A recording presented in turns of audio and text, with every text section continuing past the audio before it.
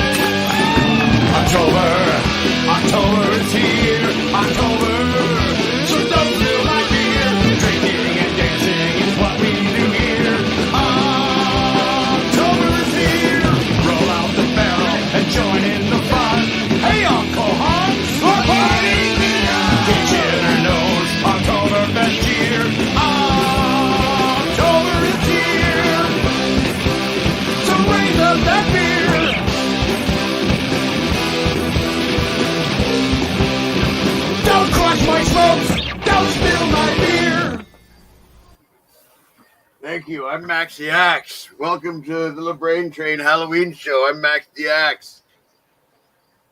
Hey, I'm not Max the Axe, but I am LeBrain. You know what? Let's just fix this real quick. There we go. Can't have... There. My name has to be under my face. And yes, Harrison is going to be our co-host tonight. The weekly series finale of the LeBrain Train. Misa potek for doo-doo. Phantom Menace reference for those of you who don't know. We are drinking Nespresso tonight. We have some ginger ale for the cold beverage. And once again, as ill-advised as it may be, we have alcohol tonight. And that didn't work well for my insides last time, but who gives a shit? Who gives a shit? It is the last of the weekly shows. We have the lake cam, as you can see. We had some Sooners on camera earlier. But we do also have an additional special list tonight that's going to be from Harrison. We're going to run it before the beginning of the show, so now. And we're going to do his Nigel Tufnell Top 10 albums that you would say from a fire, which is the list that we did last week. So, without further ado, please welcome Harrison.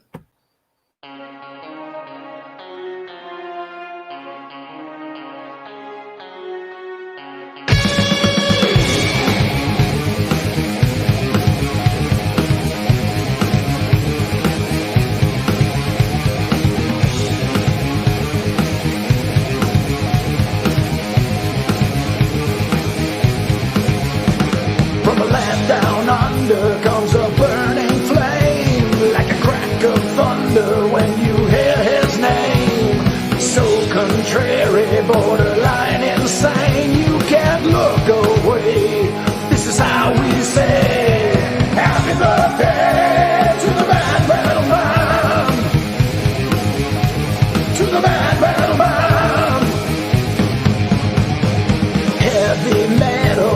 coursing through his veins, but he won't settle for the same old same. You try to sway him, but it's all in vain. He will never change. So this is how we say happy birthday to the man, man, man. Hey, hey, hey.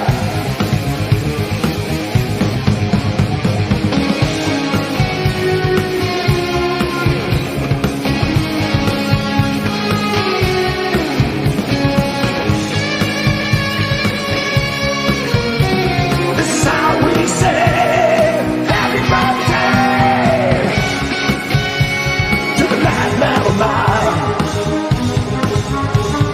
The mad metal man. Hey, hey, hey. Hey, hey, hey. Hey, hey, hey. Hey, hey, hey. Hey, hey, hey. Hey, hey, hey.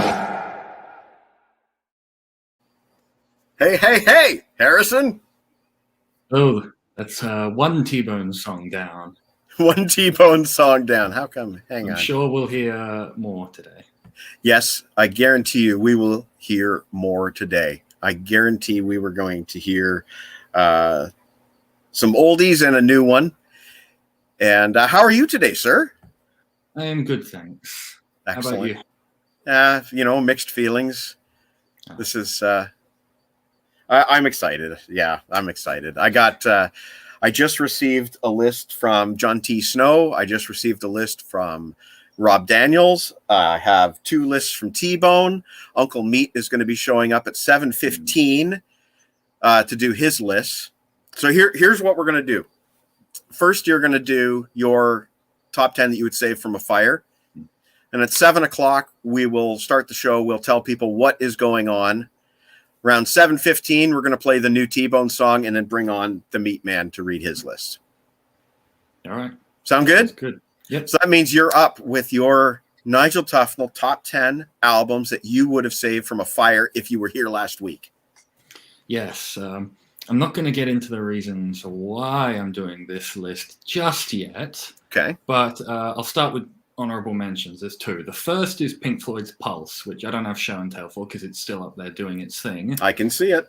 And the reason it didn't make the list was because basically I was only saving it for the packaging because it's that first edition flashing light, and everything else I'm saving for the music. So it just got bumped because, you know, it just wasn't worth it compared to the other things I could grab. And the second one is an honorable mention because it's not actually part of my collection. It's from my dad's, and I'm just borrowing it for show and tell. But it's this Meatloaf.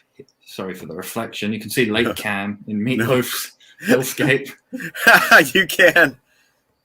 But yeah, sorry for the lighting. It's a cloudy morning, so the sun's not showing up. Anyway, it's Meatloaf's Hits Out of Hell, and the reason why I choose this one as sort of like my honorable mention is oh, thanks, Rob. Sorry. We'll talk about that in detail, later. Rob.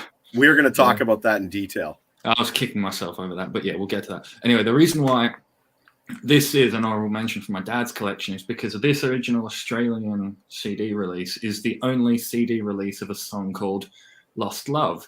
I've never heard the song before, but I hear that this sort of thing is valuable to certain people. No one I can think of. No one I know. So yeah, wouldn't bother saving that because then it's not important anyway. Right. The actual list. Yeah. First up is Deep Purple's nice. Live in Newcastle 2001. This is my favorite Deep Purple live album, and 20,000 isn't exactly what you call the hugest limited edition, so the most limited edition, but this was released 2 years ago, and I'd rather not pay the late tax if I don't have to on this. The other thing I've got to be mindful of is this is cardboard packaging, so I'd better get to this one fast. Right. So I tried not to have too much cardboard packaging on my list because they're extra flammable. Yep. Next I'm up just going to leave you on solo layout, just so you know. Next up does have a Deep Purple connection as well. I've talked about this one on the show a bit. It's Living Loud. It's a short-lived supergroup from around 2004, 2005, and this is their debut studio album and a live DVD on it. So it's a bit obscure, so not exactly the easiest to replace, and it's just a 2-in-1 good pack. My collection's a bit small, so stuff which is just a bit hard to get a hold of as opposed to like super rare is what's making my list.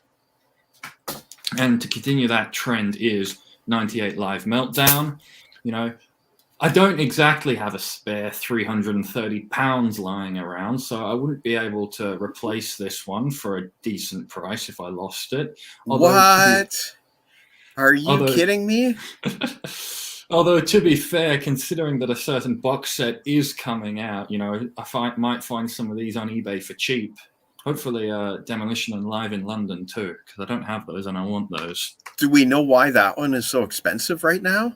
Oh, it's just out of print Ripper era. All the Ripper era stuff is expensive. Oh, the £329 is the box set, not the actual 98 Live Meltdown. Got you. Okay, thank you. But yeah, it is a little more expensive than I'd be comfortable paying if I can. So I'd grab it if I could. But you know, as I said, maybe Demolition Live in London will start going cheaper now that the box set's coming out and people won't try to flip their old copies. Guaranteed. I'm hoping so. Guaranteed. Now we get to something kind of rare. It's your number one last time was the first 10 years. I don't have the first 10 years, but I do have one of those years. Yeah. This is a, wait, which side? Japanese version. There it is. That's the Japanese version. It doesn't have all the tracks. You know, you don't even get a Japanese bonus track of Wrathchild, but which means I'll be buying Made in Japan again at some point, making it the third time. But sorry, the fourth time I buy something called Made in Japan. But you know, this is just Made in Japan on CD, which I didn't have, so I got it. It was a decent price. It's only one disc, so it was a little expensive, but it was in like perfect condition and, you know, made in Japan. So what more do I need to say? Correct. Next up, Eddie's Archive is a bit hard to get a hold of these days, but a couple years ago, I did manage to get Beast Over Hammersmith for a really good price. The same price that I got that Purgatory Made in Japan, actually. Decent. And yeah, I'd rather not have to go and try to look for this again and try to replace it. So, yeah, definitely picking up Beast Over Hammersmith on the way out. You're probably not going to like this next one, but I was surprised when I was rewatching one of the shows that you mentioned you had a Paul Di'Anno solo album because, yeah, that didn't strike me as the sort of thing you'd buy. No, but sorry. It's Paul Di'Anno with Praying Mantis. Ah, yes, okay. And Dennis Stratton. That makes a lot more sense as to why you have that. But I do have a Paul Di'Anno solo album. It's a cover's not the best. It is a live album. It's called the Beast. On the front cover it says The Beast Live. On the back cover it says The Live Beast. So yeah, this is pretty obscure. It's from 2001, Spitfire Records. Very hard to get a hold of. When I bought it, it wasn't even on YouTube, save for like one song.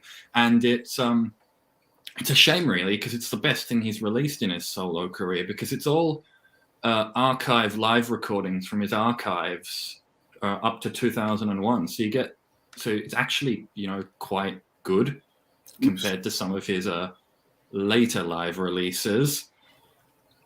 But yeah, I'm pretty sure it was a record company suit that did put this together, because Killers is misspelled killer on the back. And along with the 9 Maiden covers, there's also Women in Uniform. Now, the jury's still out as to whether it was put on there because Maiden covered it or because the guy who was putting this together didn't know that it wasn't a Maiden original. But I don't mind. It's heavied up versions of all these songs, and it's an enjoyable listen. Some of them benefit from them, like Wrathchild, and others, like Murders in the Rue Morgue, is a bit of a scatterbrained mess when not approached with the utmost precision and sophistication. But it's rare, and I like it. So, right. Ramble about Paul Di'Anno over. Next up is another thing called Made in Japan. Ah, yes. This is a soundboard bootleg from the day after the original show was released. It's the full show plus I think it's a full show. Maybe it's missing 1 or 2 songs on an encore. And I've got the fire from Live at the Marquee tacked on at the end for some reason. Not only is this very hard to get a hold of, but I paid $60 to buy and ship this here. This thing is bloody well coming with me. Yeah, no doubt. All right, next up, you probably recognize this one. We talked about it, end of July. Light Orchestra Zoom Tour Live DVD. Yeah. Well out of print. Wasn't in print for very long. Got it for a good price a couple years ago. Definitely wouldn't want to go hunting for it again. No. Third to last is another CD DVD pack, but this time they're both live. I actually bought this one at the same time as Living Loud. And yeah, as usual, it's another one that, a bit of a hassle to find now, so I grab it. It's the Sunflower Super Jam. It was a charity event, ensemble of all these famous musicians. You can probably make out just Brian May. Yeah. Yeah, there's an Alice Cooper there on the left as well. And people like Bruce Dickinson, Ian Pace, Uli John Roth. Oh, nice. Yeah, it's they basically go through a whole set. You've got stuff like the Sales of Charon, Led Zeppelin's Rock and Roll. That's Alfie Boe singing that one. Stuff. Bruce Dickinson singing Emerald is a really good one. Nice. He also covers Behind Blue Eyes. Yeah, he's also lead on Black Knight as well. And Brian May and Kerry Ellis for Since You've Been Gone. Alice Cooper. Oh yeah, speaking of Since You've Been Gone, that's Ian Pace actually playing on a Rainbow song for once. All right, we gotta hustle it. We gotta hustle it. You're 1 and 2. That's just fun. I'll save the explanations for this one because you're going to be doing it very shortly, I believe. My favorite thing that Blaze Bayley's ever released. Yes, we'll talk about that soon. Yes, we will. And lastly, this isn't my copy. My copy's in storage. I've just borrowed my dad's more weathered copy, which was the first one that entered the house. But there it is. Not hard to get a hold of these days. Plus, it's just responsible for introducing me to Maiden. It deserves to come with me. Yes. All right. Awesome list. Let's start the show officially. The last of the weeklies. Welcome to the LeBrain train, everyone.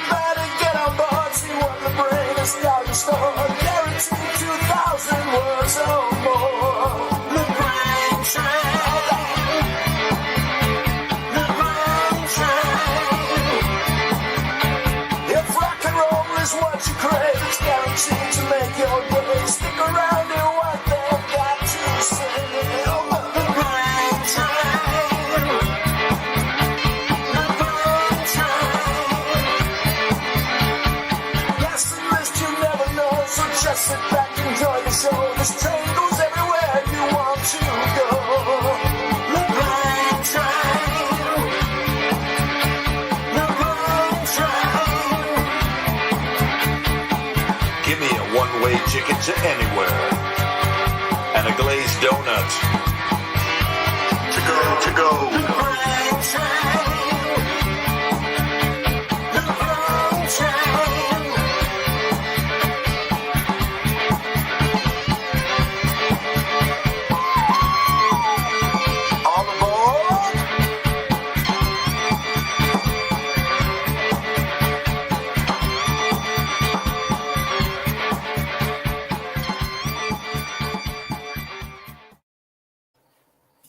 Oh, I should probably add myself back in. I've hijacked the LeBrain train.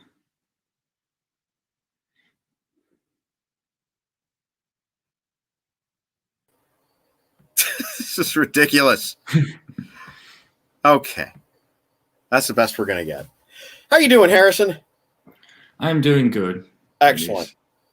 So this all started earlier this week. It was Monday morning, and you asked me, what's the subject of this week's show? And at that point, I said to you, the finale. Yes. And that was the first time I verbalized what I was thinking in my head. And Chris Sarr keeps messaging me. I've been doing this for 18 months straight, and it's quite clear to me now that regardless of the situation that's ongoing, that most people are out and about on Friday nights again. And the whole thing was to give people something to do on Friday nights. And, obviously, we're still getting bad news from all around the world. Yesterday, Paul Stanley announced that he just got COVID, although he's doing okay. That's good to hear. Yeah, and the situation is not going away, but I feel like I've done what I initially set out to do 18 months ago, which is give people something to do on a Friday night. But I wasn't really happy about making this decision that I wanted to take a break and not do the show anymore, right? Every Friday. And, I've already got a September 24th interview with Stormforce booked. So it's not like we're not coming back ever, but I kind of felt like I'm done with this for now. And that means just let's do a finale. And, I was pretty serious about this. You sent me some amazing artwork that we're going to look at a little bit later. We're going to talk about John T. Snow a little bit later as well. But we were talking about what we're going to do for the finale, and we knew we were going to do lists. We knew we were going to do favorite episodes, stuff like that. We knew we were going to talk about some of the coolest stuff that's happened for a lot of Fridays. I think this is episode 81, so that's a lot of Fridays and a couple Saturdays. Yeah, if I may just interject, I remember just quickly. I remember, pretty much every Friday after the show, because I'd be like, send you a message. Oh, that was a great show. One of the best. Every single Friday, just about. Right. That's how good it was. It kept building and building and building. And, it takes a lot of time and energy, just coming up with new ideas and getting people involved. And, I know there are always some people that are willing to step in pretty much at any time. But, I also kind of rely on my buddies like the Meat Man and the Snowman and the Deke, Super Deeks and that kind of thing. And, I just kind of felt like I'm getting tired of this whole routine every single week. I need a break. And T-Bone started making some cool artwork. He made the Kiss artwork. And I started having a lot of second thoughts, like, what the hell am I going to do with myself on a Friday night now if I don't have this show every single week? What am I going to do? But at the same time, I feel like I'm really tired. I want to take a break. Then T-Bone messages me out of the blue, and he goes, my brother Dar, and we all know Dar is a big fan. My brother Dar says, why doesn't Mike just run a rerun of an old classic episode on a Friday night if he doesn't feel like going live? And like that, Eureka. I was like, holy crap, can I do this? So I believe it was Tuesday or Wednesday night. I ran a test for 15 minutes. I ran the first 15 minutes of the very first T-Bone episode. And people were watching it. And they were commenting on it. And it looks like it's technically feasible. Now, granted, playing 15 minutes of a live stream is different from playing 3 hours of a live stream, but I don't see any reason why it can't happen. So, ladies and gentlemen, I'm going to be taking a bit of a break, but even when I'm not going live, we're going to rerun classic episodes. And maybe you want to have some say in which episodes get repeated. There's so many good ones. And as Harrison and I discussed earlier, if you were looking for a specific episode, like, the one where Harrison and the guys were talking about Iron Maiden cover art, it's not necessarily easy to find a lot of episodes or look at a list of episodes and choose. So I thought, well, why don't we actually run reruns, broadcast them just like a live show, and then people can interact while they're watching them, and we can pick some of the best episodes. Seemed like a good idea. And that was Dar. Dar came up with that idea. Reminds me of that Tom and Jerry episode where I think Tom ends up on a model train and he's just quickly laying down tracks as the train is going in front of it. Yes. That's what Dar's doing. Yes. He's a brilliant, he's a genius. And nobody had come up with this idea. People, and it felt right. People might wonder, like, what's the difference? Like, why is that any different than what you're doing right now? But it's different to me. It's different to me. It means that I'm still keeping the show alive, but I don't have to necessarily be on camera doing anything. Literally, all I have to do is hit play and hit stop at the end of the show. I can also interact and post comments on the screen, but if I feel like watching a movie that night, I don't have to. And I can just let people discuss among themselves. So, yeah. Maybe it'll be next week. Who knows? We'll see how tonight goes, and if we have some ideas for a show next week. But definitely some reruns coming up in the near future before we come back with Storm Force on September the 24th.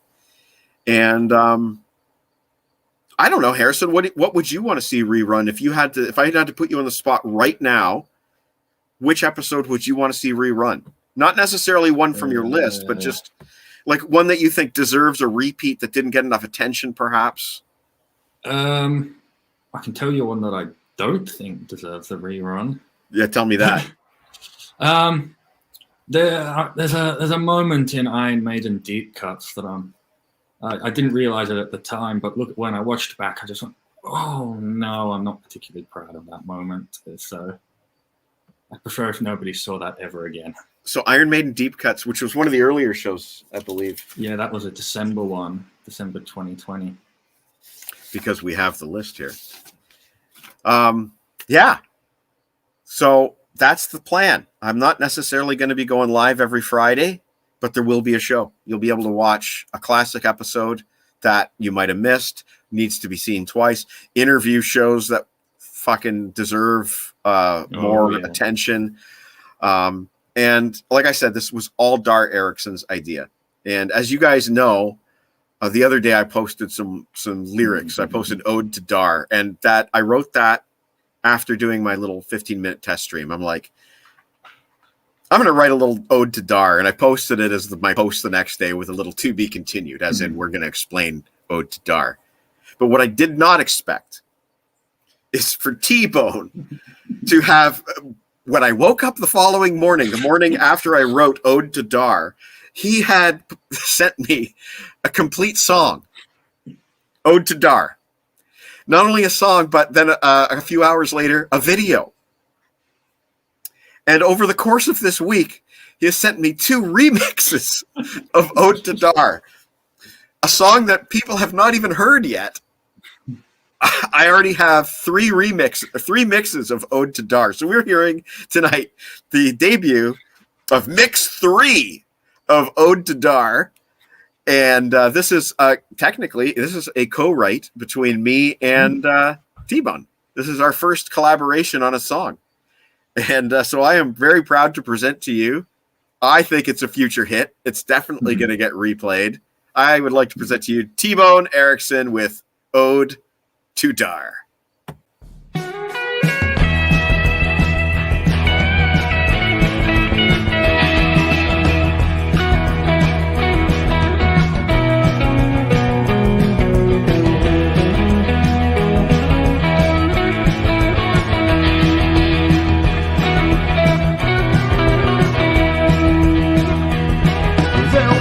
Was a man, a heavy beer drinking man. His name was Dar Erickson.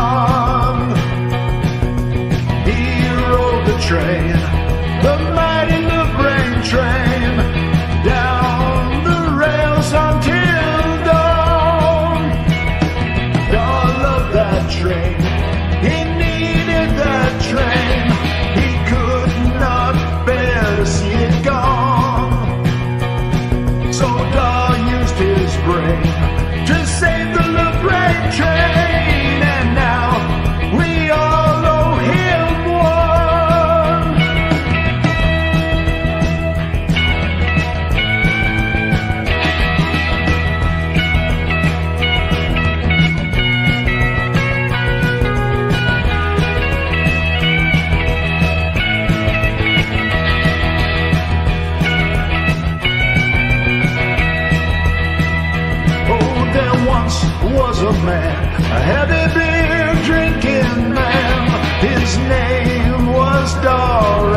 song. Dar used his brain to save the LeBrain train, and now we all owe him one.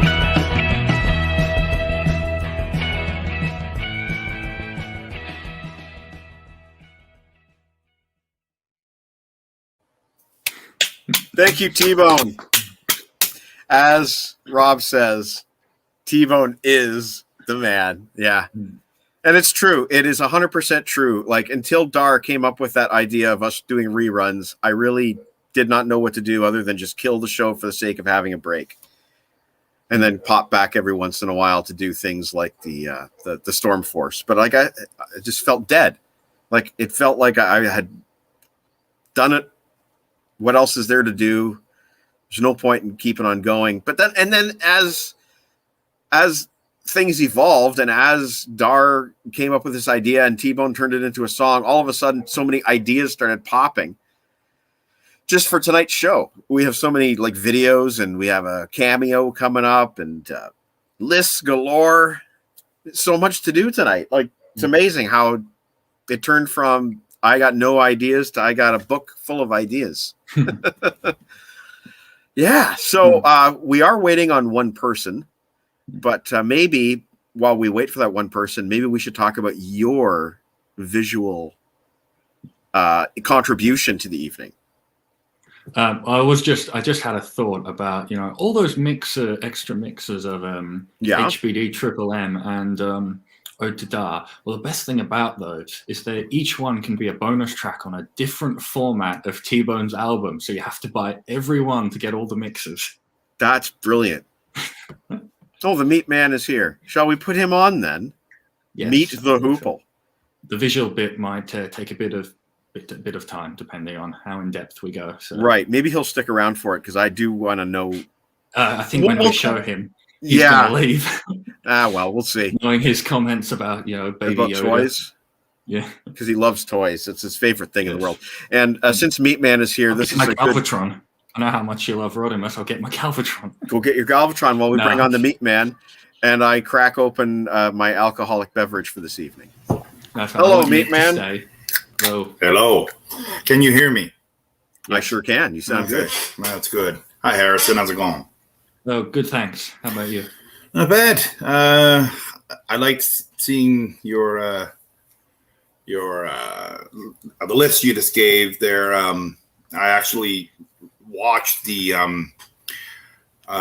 Save and the Fire one yesterday, all 13 hours of it, and and it was good. I enjoyed it. And it's weird. I didn't put it on my list because I somehow I forgot about it, but I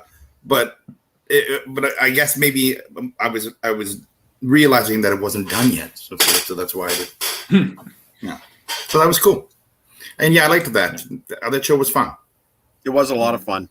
Did you see like Snowy's Vault? Well, yes, I did, and I was just going to mention how like just automatically I would think that LeBrain would go. He'd be the man, and he had some good stuff. But holy cow, Snow was just one after the other and after the other, and it's holy cow, man! That's quite the collection. Yeah, pretty crazy.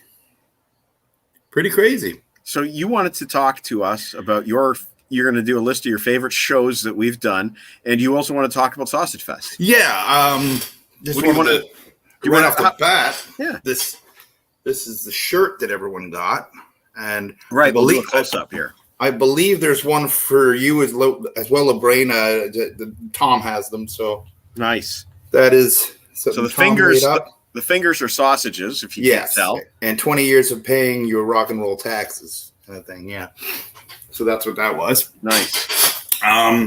Sausage Fest was good. It was, one of the surprising things was the amount of people that showed up that hadn't been there for a few years or just we weren't necessarily expecting. Who did I miss? Scotty was there. Cam was there. I haven't seen them in ages. Alex was there. Ernie Morwood, who had been forever since it.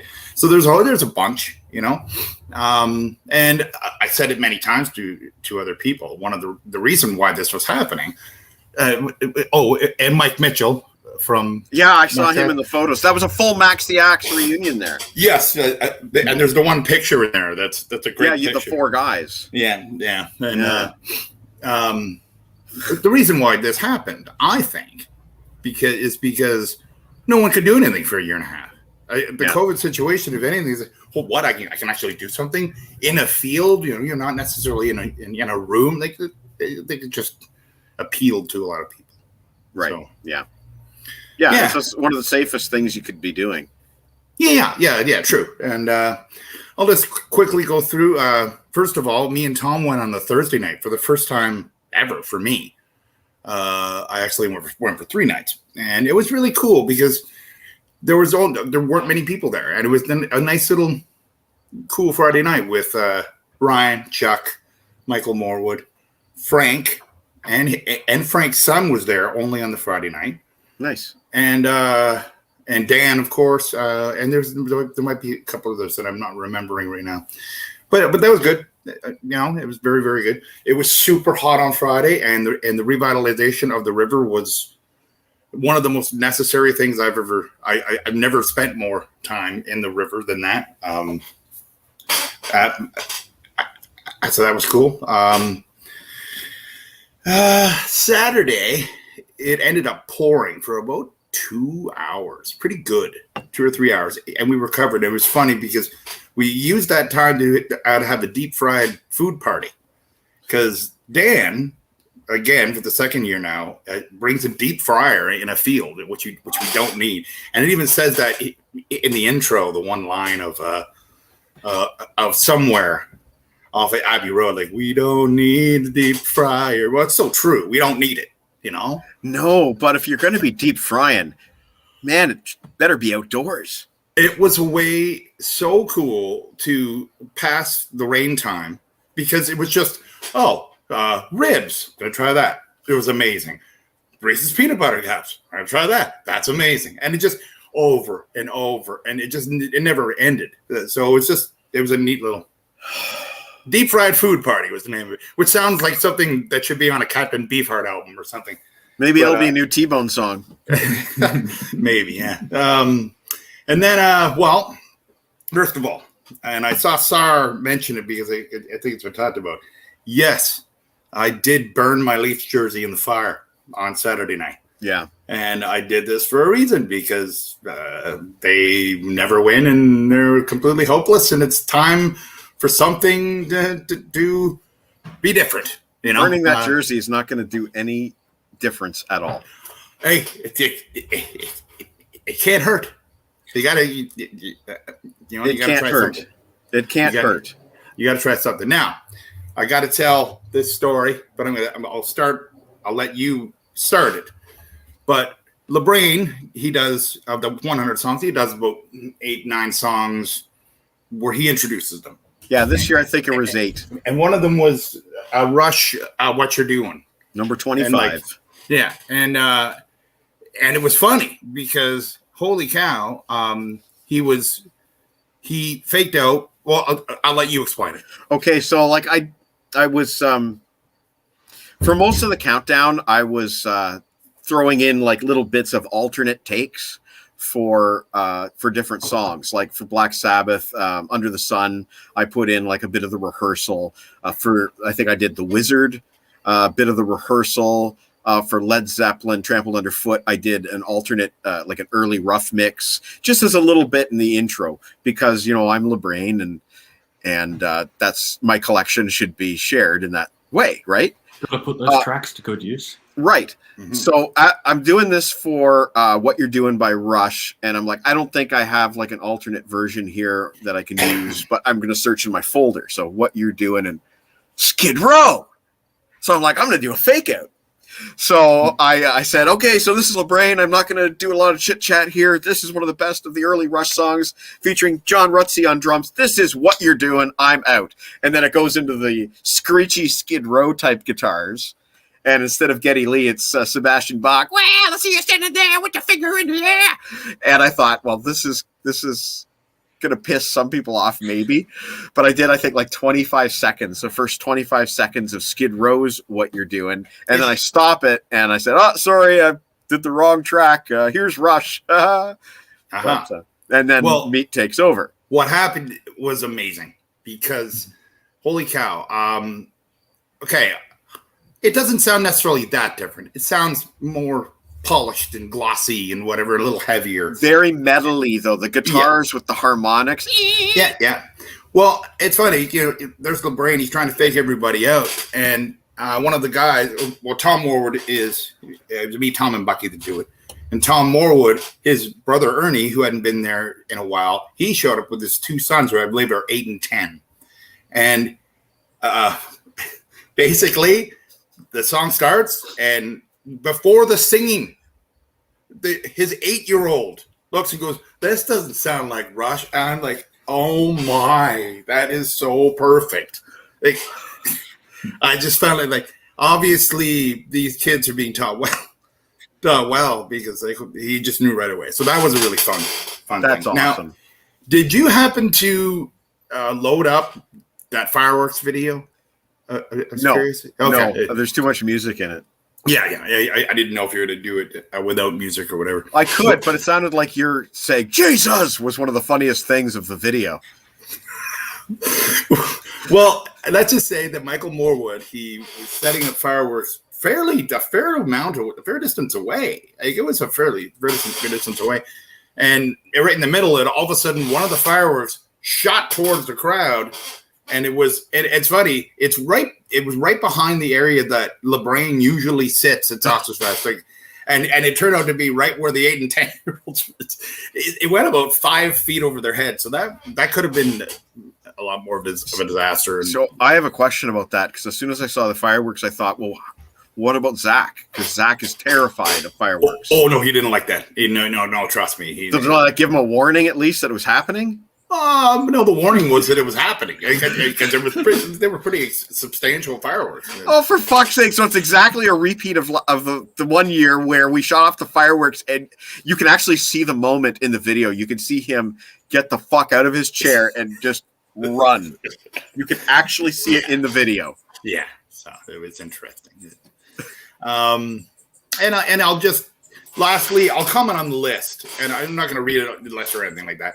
But I'm going to try to point it towards Harrison, just because, because Harrison's here, and why not? I can't talk on the phone right now. Okay, let me just see cool. Interesting stuff here. Well, number 100 was Great Gig in the Sky, which I believe is on Pulse as well. And I mean, it wouldn't be the real version and the real singer, but anyway, that's a good example. Something called "Love Is All" by Roger Glover, which is something from the Butterfly Ball. Is that yes! what it's called? Did I vote for that? I don't remember. It was number 91, so that was cool. I gave that to Tom on a mixtape 20 years ago. Oh wow, that's crazy. I think it was Bucky that pushed it, but anyway, that's a great tune. Just thinking that there's some priests there with "Screaming for Vengeance." Some Van Halen for good old T-Bone with take your whiskey home. Let me see what else is here that out of interest.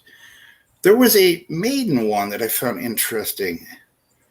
Where is it again? I want to get the name right to make sure I don't screw this up, but I can't find it. It was a Diano song called "Another Life." Yeah. Ooh. And Tom played the Bruce Dickinson live version. Would you guys know what that's from? Yeah, I mean, East Over Hannes. Yeah, the one that you just showed earlier tonight. Yeah, and I liked it. I remember scoffing when we did it, like, you're gonna put the Dickinson on? Come on! I play the Diano, but it actually was pretty good. It was better than I thought it was going to be. Let me see here. We had some Voivod in there. Power Slave, Iron Maiden, just, Rat Bat Blue, Deep Purple, some good stuff in there. I will just for the hell of it, I'll go through the top 10. Number 10, Thank You for Being Myself Again, Sly and the Family Stone. Number 9, Stick It Out by Rush. Number 8, Hell by James Brown. Number 7, Presto Change Out by Five Alarm Funk. Now, number 6, this has happened several times. You know, you're there. The sound is a surround sound thing. It's a good sound. It's loud songs a lot. And this particular band has blown my mind every time they've been on the list, and they didn't disappoint. A Living Thing by ELO was number 6, and I've had moments with Telephone Line. I've had moments with Mr. Blue Sky, and again another moment. It's like an electric, like orchestra love fest whenever they come on. Like, people love it. Like, it's just so good.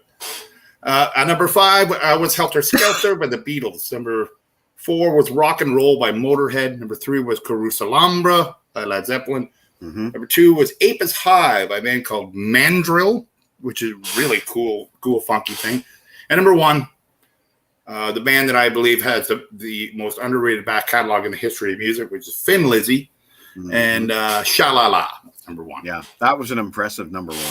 Yeah, and it was great. I mean, the whole list thing was, it was wonderful. Sha-la-la-la-la-la-la-la-la. Yeah.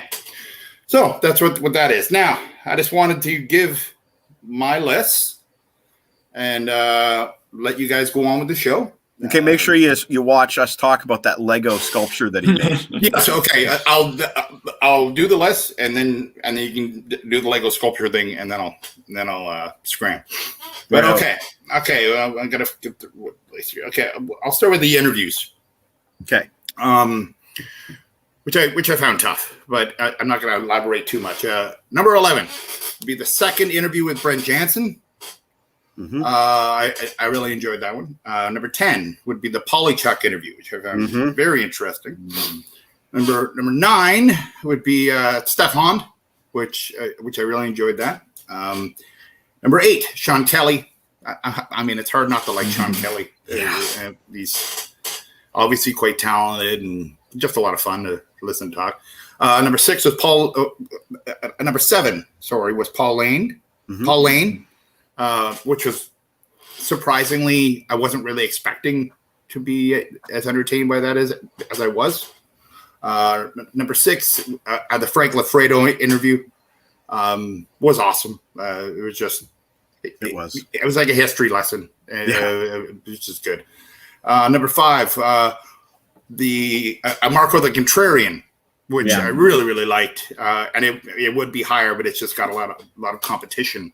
I would like to get Marco back another time. Yeah, I love that a lot. I really want to get Marco and Harrison together. I mean, that's something we thought about. What you wish for. Oh yeah. That's a good point. But hey, I think it'll be lovely. I'm at number 4, and again, tough competition.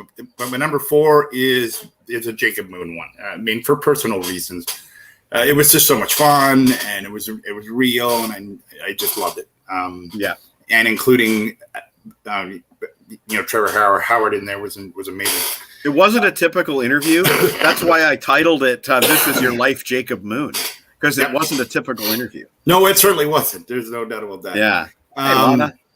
Number 3. Hi, Lana. Number 3 was the Martin Popoff interview that we did with the first one. Awesome. Just and a dream come true, because literally, I mean, before the LeBrain strain started, I had already started connecting with watching people talk about rock and roll, and one of them was Popoff, and the idea that we were doing it was a dream come true. So it was awesome. Number 2 were both Mike Fraser interviews. They were amazing. Just fun. He seems like a guy I'd love to have a beer with. Just great guy. And number 1 had to be Andy Kern. And who knows if Andy Kern and Mike Fraser didn't have their little meeting in the middle, Fraser might have been number 1. But that was you magic. Can't make up that kind of shit. It just happens. That was magic. I believe it's the best thing that'll ever happen on the show, because it's got everything wrapped in it. It's not just the music thing. It's the friendship thing. It's the joking around thing, and you can't make that up. You know, That's right. So That that's was natural. easily my number one.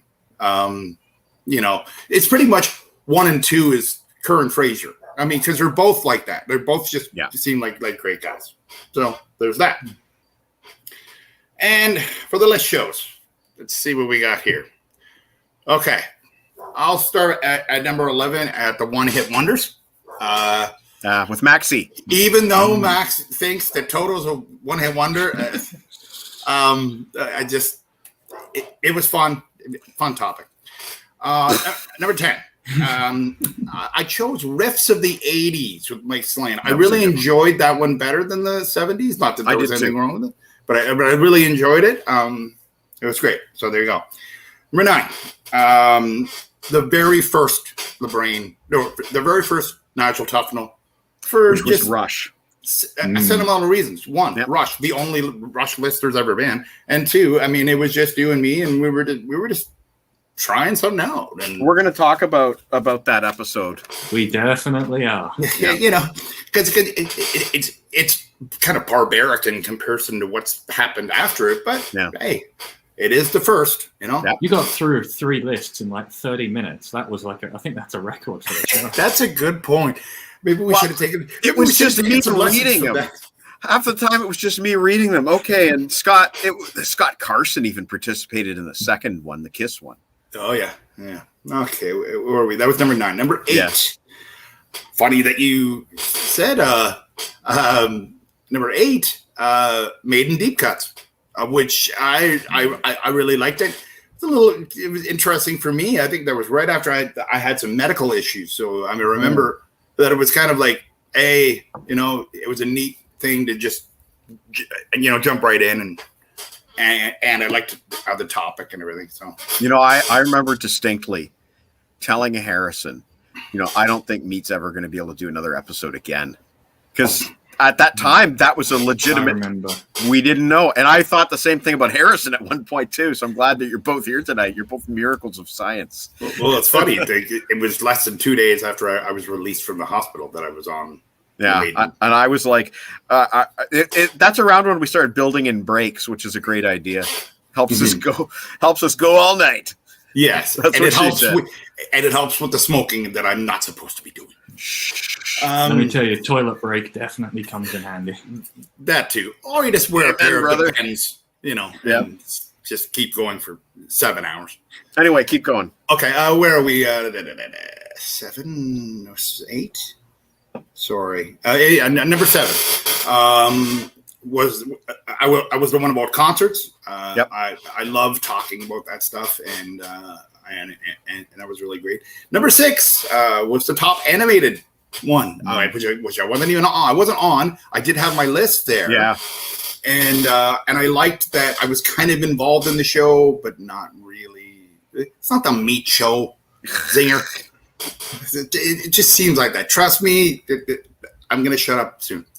The top animated I really, really liked. I loved that, that me and Kevin and Lana all had up as number 1, and LeBrain refuses to watch it. It just blows my mind. One of these days we're going to have to time to a big thing of balloons and make him watch it. No, he's got time now because he's rerunning shows. Yes. He can watch a movie. This is true. That is true. Okay, number 5, debut albums, which I really like that, and I liked it too because an old friend of mine, Scott Hunter, and his girl, Meredith Tanner, watched that as well, and I just loved the whole show.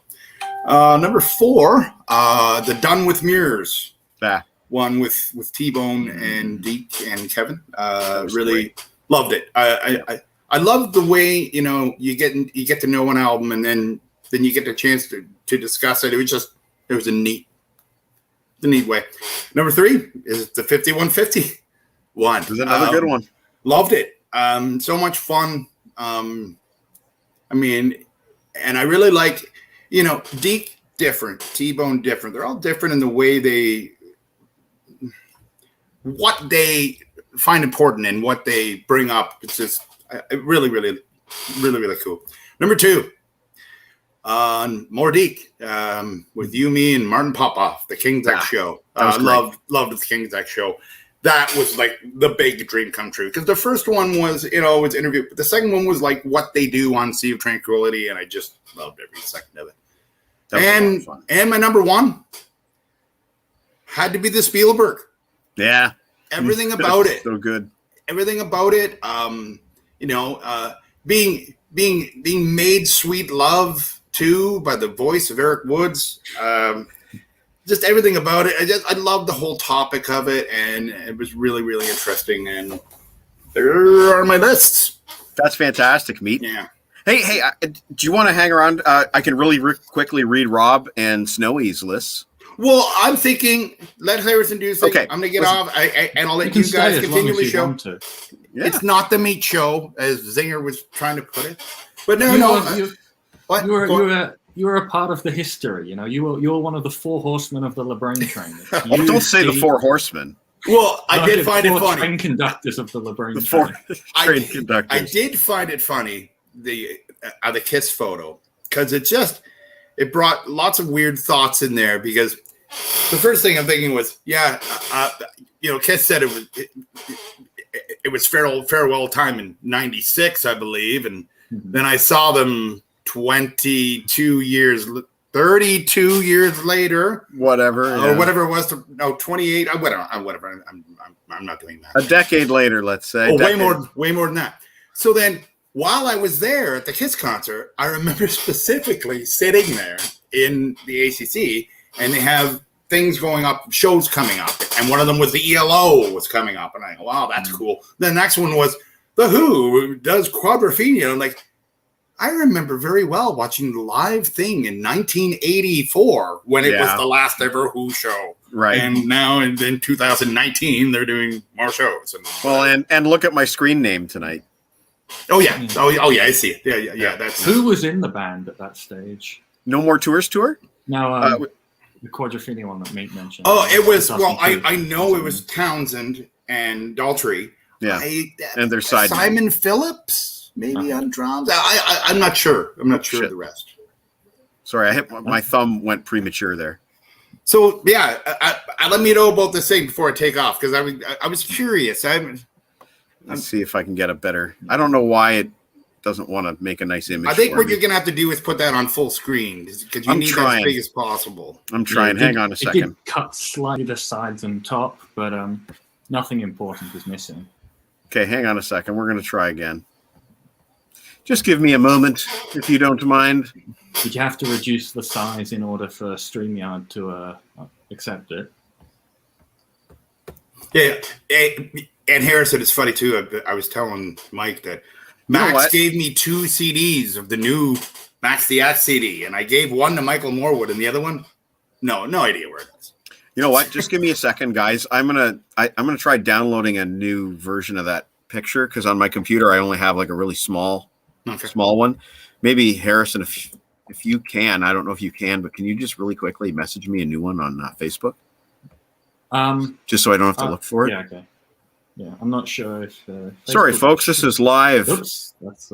This is what happens when we go live. Yes, it is. Meat has to entertain you now.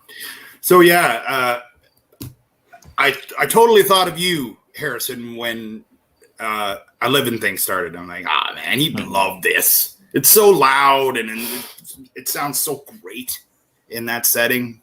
It's just odd, and the fire is and it's dark.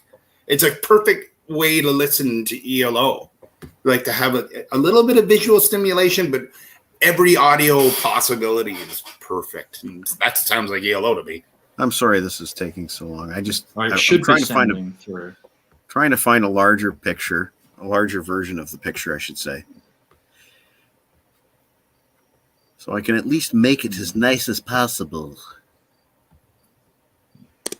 Come on. It's loading. Yeah, on Facebook. It should be through soon. Chris Thus's favorite moments are the fuck ups. No. Speaking of that, ODP, yeah, ODP. Okay, I'll tell you a story that has not been. I think LeBrain knows this, but I don't think the rest of the people know this. I can't remember what this has been said, but yeah, the ODP. Okay, I was never annoyed by it. I always thought it was funny, always, and then Sarah always wants to see it, and everyone wants to see it, and that's fine. That's cool. Now, at one point, myself and T-Bone had spoke and a few times, and the plan was that I was going to get all his tracks and write lyrics for my own song called "Open Door Shit," and it was going to happen, and it would have happened. I even had all the lyrics, which I don't even have anymore because I'm now on a different computer because the other computer that had those lyrics crashed and there is no lyrics. Now I can redo them, but it probably won't be. I think the time has passed, but it would have been fun. It would have been fun to do. Okay, I think we're ready. This is as good as I can get it. How's that? Yeah, that's better. It's as good as I can get it. We'll get Chris's comment out of the That's way so we can good, see. Okay, so this is us. Good. This is us. This is Really? just a bit of fun I did to sort of commemorate the LeBrain train. It's sure it's not at the same caliber as what T-Bone does, but Oh it's no, something. man! Don't underestimate yourself. This is pretty amazing. I'm trying to find like the ugliest guy and see where I am. Unfortunately, I didn't have the parts to render you in the right amount of accuracy, so you are represented by a different thing. Okay, that's cool. Okay, so why don't we first talk about the band at the top? Yeah, the stage is the less interesting bits. I think. We'll start So I with see that. Stonehenge, and I see Iron Maiden, sort of like Egypt-y stuff, and I see what Yeah. looks to be Eddie. Yeah, And if that's I had true. to guess your band members here, Halford. and I know some of them are right, and I still know some of them are wrong. It's Halford. But from left to right, I would go Adrian Smith, Rob Halford, Chris Slade, Bruce Dickinson, Dave Mustaine. Okay, so 4 out of 5, and I don't blame you for getting the number 5 wrong because it's not the best rendition. But okay, so just starting from the very back, you can see you've got the Canadian flag and the LB there. I was always going to have, sorry if you don't mind me going a bit in depth about my design process. I was always going to have the LB in the back there, but the idea to make the back of the stage a Canadian flag sort of Yeah, you're right. I see that. representation Oh, yeah. came from the fact that I ran out of black bricks, so I needed something else to make up the stage. And I'm like, oh, of course, I'll make it interesting, the Canadian flag. And yeah, you've got the Power Slave inspired background, you've got Stonehenge. Yeah, I that's love true for Eddie. on the left-hand side. I love like the platform, Yeah. and I guess that's Eddie on top because that Yeah, platform. It reminds me of when I first saw Maiden in '84. When I was like 15 on the Power Slave tour. That's what it looks and reminds me of it. Yeah. Yeah. Yeah, that's true for Eddie though. Usually it's Bruce up there waving the flag, but I had a trooper Eddie, so I put him up there. That is, yes, very much Adrian Smith there, Mike, a latter-day Adrian Smith. When I saw that head when I first saw it, I was like, that's an Adrian Smith expression right there. Yes, it is. Yes. Yeah, he always he's like his shoulders like come up as he's doing his solo too as well. He's got his own idiosyncrasy. And also he plays a guitar that looks very much like that. Yeah, that was based on I think his Power Slave era guitar. It was a red one like that. I do love his Book of Souls Stratocaster, which is black and green. Okay, moving on. Yeah, so Rob Halford is obvious. Yeah. Based on the Unleashed in the East, because I didn't have a skin color head with dark sunglasses. I sort of peeked the cap down. I see that, which is very accurate. Yeah. Yeah. I should have hid the extension cord. I should have hid it behind his legs more because you can see the end of the microphone cord there. No, I think that actually helps because if you don't have the extension cord, it doesn't necessarily look like a microphone. Yeah, no, I like but what I you should did have there. hid the end behind his legs. Oh, it's barely visible, man. I only noticed it now when you pointed it out. Yeah. But yeah, the reason why the other singer has a proper microphone and Halford has a built microphone is because I needed to put the cord on the end. Gotcha. On the drums, Chris Slade. Yep. I needed a drummer that was instantly recognizable by their face. And Chris Slade's grinning face, and his bald head is pretty iconic.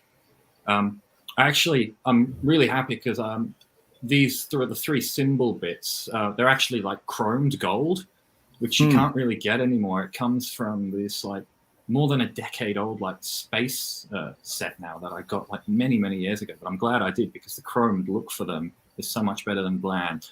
I just figured out who the guy on the left is. It's not Dave Mustaine. I figured it out, but go ahead. Right. I just figured it out now, but go ahead. Keep going. Well, I'll just say that is, yes, Bruce Dickinson. It's pretty bland because it's based on his Book of Souls tour appearance, but it was the Bruce Dickinson that I could replicate accurately. So it's the one I did. He's doing his famous hunched over the microphone stand scream there. Harrison, can I tell you who the last guy is? I have a guess on who the last guy is on that line. I just realized it now when I gotta guess Michael Schenker. No. LeBrain? That, I swear to God, because of the shirt, that is Nigel Tufnell. Bingo! Wow! Yeah, that's Nigel Tufnell there going to adjust his amplifier speaker. And he's wearing the skeleton shirt from the end credit scene of the movie, man. Yeah. I can see my inside a T-shirt. Yeah, that's funny. Okay, so Harrison, Lana was asking earlier who is the guy with the red guitar and the bottom left, so we may as well start talking about who we are, because this is us, basically. Well, I just want John Stamos. Funny story about the shirt for Nigel Tufnell. Of course, I had to include Nigel Tufnell there, but so I looked up Google image of Nigel Tufnell, and I got the one which had the black top with the green skeleton. But I only had a green top with black skeleton bits. So I'm just like, it'll have to do. But then again, it is close enough, man. I figured it out. Yeah, it is pretty Spinal Tap to say I want a black top with green bits and to get a green top with black bits. So it ended up being on brand in that regard. But yes, now the bottom row, that's basically based on LeBrain trained guests. There's exactly 11 across. So I didn't pick up on that. Yeah. I think I see Harrison. I see Harrison. Should I give you my guesses before you tell us? Yeah, I'd rather. But just quickly, I'm going to say sorry for making a couple people look older than they actually are. And when I went back to look for, because I wanted to give everyone like a sort of unique outfit based on what they wore, or what they were known for wearing. The problem was when I went back, everybody bloody wears black. Yeah, that's true. So I had to take a bit of creative license. But anyway, okay, so left to right, I guess, just who are you again? Okay, so I won't say the red guitar guy because I didn't guess that. You told me. I did tell you. I won't. I don't know who the gentleman next is. The guy with the red hat and the chicken bone must be my buddy, the Meat Man. Well, next the chicken to him bone is separate from the man. That's just lying there. Okay, well, that is my guess, though. That's the Meat Man. It looks like the Meat Man. And then I'm guessing Aaron with the record. We're guessing Deke holding his balls of steel. Yeah, there you go. And then myself with no fucking pants. We have no idea who the Luke Skywalker looking guy is, but I'm guessing by the hair it could be Paul Lane. The next gentleman with the long hair is definitely you. And then Rob Daniels. Rob Daniels with Gimli Cat.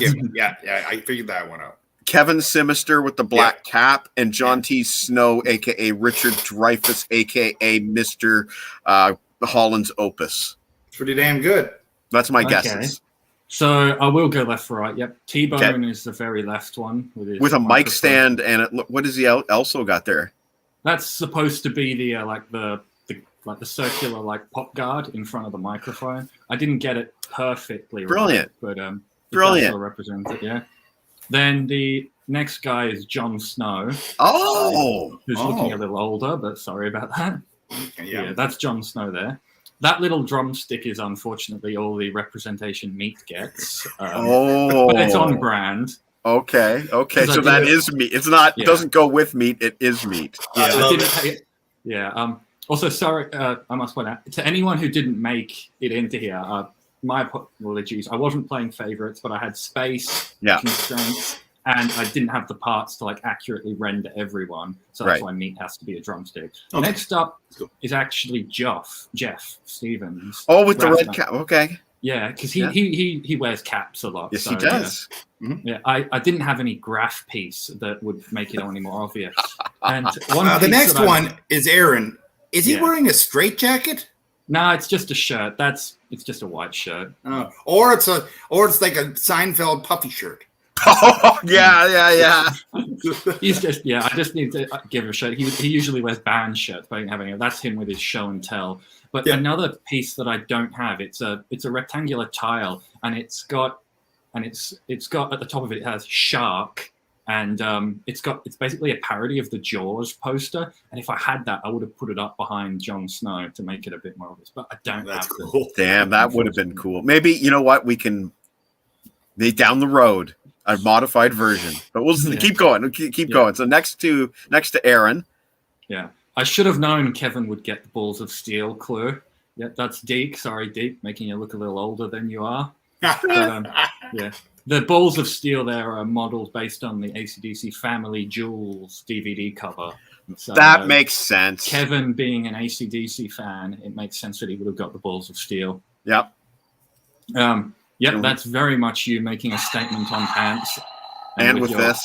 Kylo Ren lightsaber. That was actually a late addition, the lightsaber. I forgot about it. I just glanced across and I saw my Kylo Ren, and I'm like, that's right, LeBrain has a Kylo Ren lightsaber. Let's put that there. That's cool.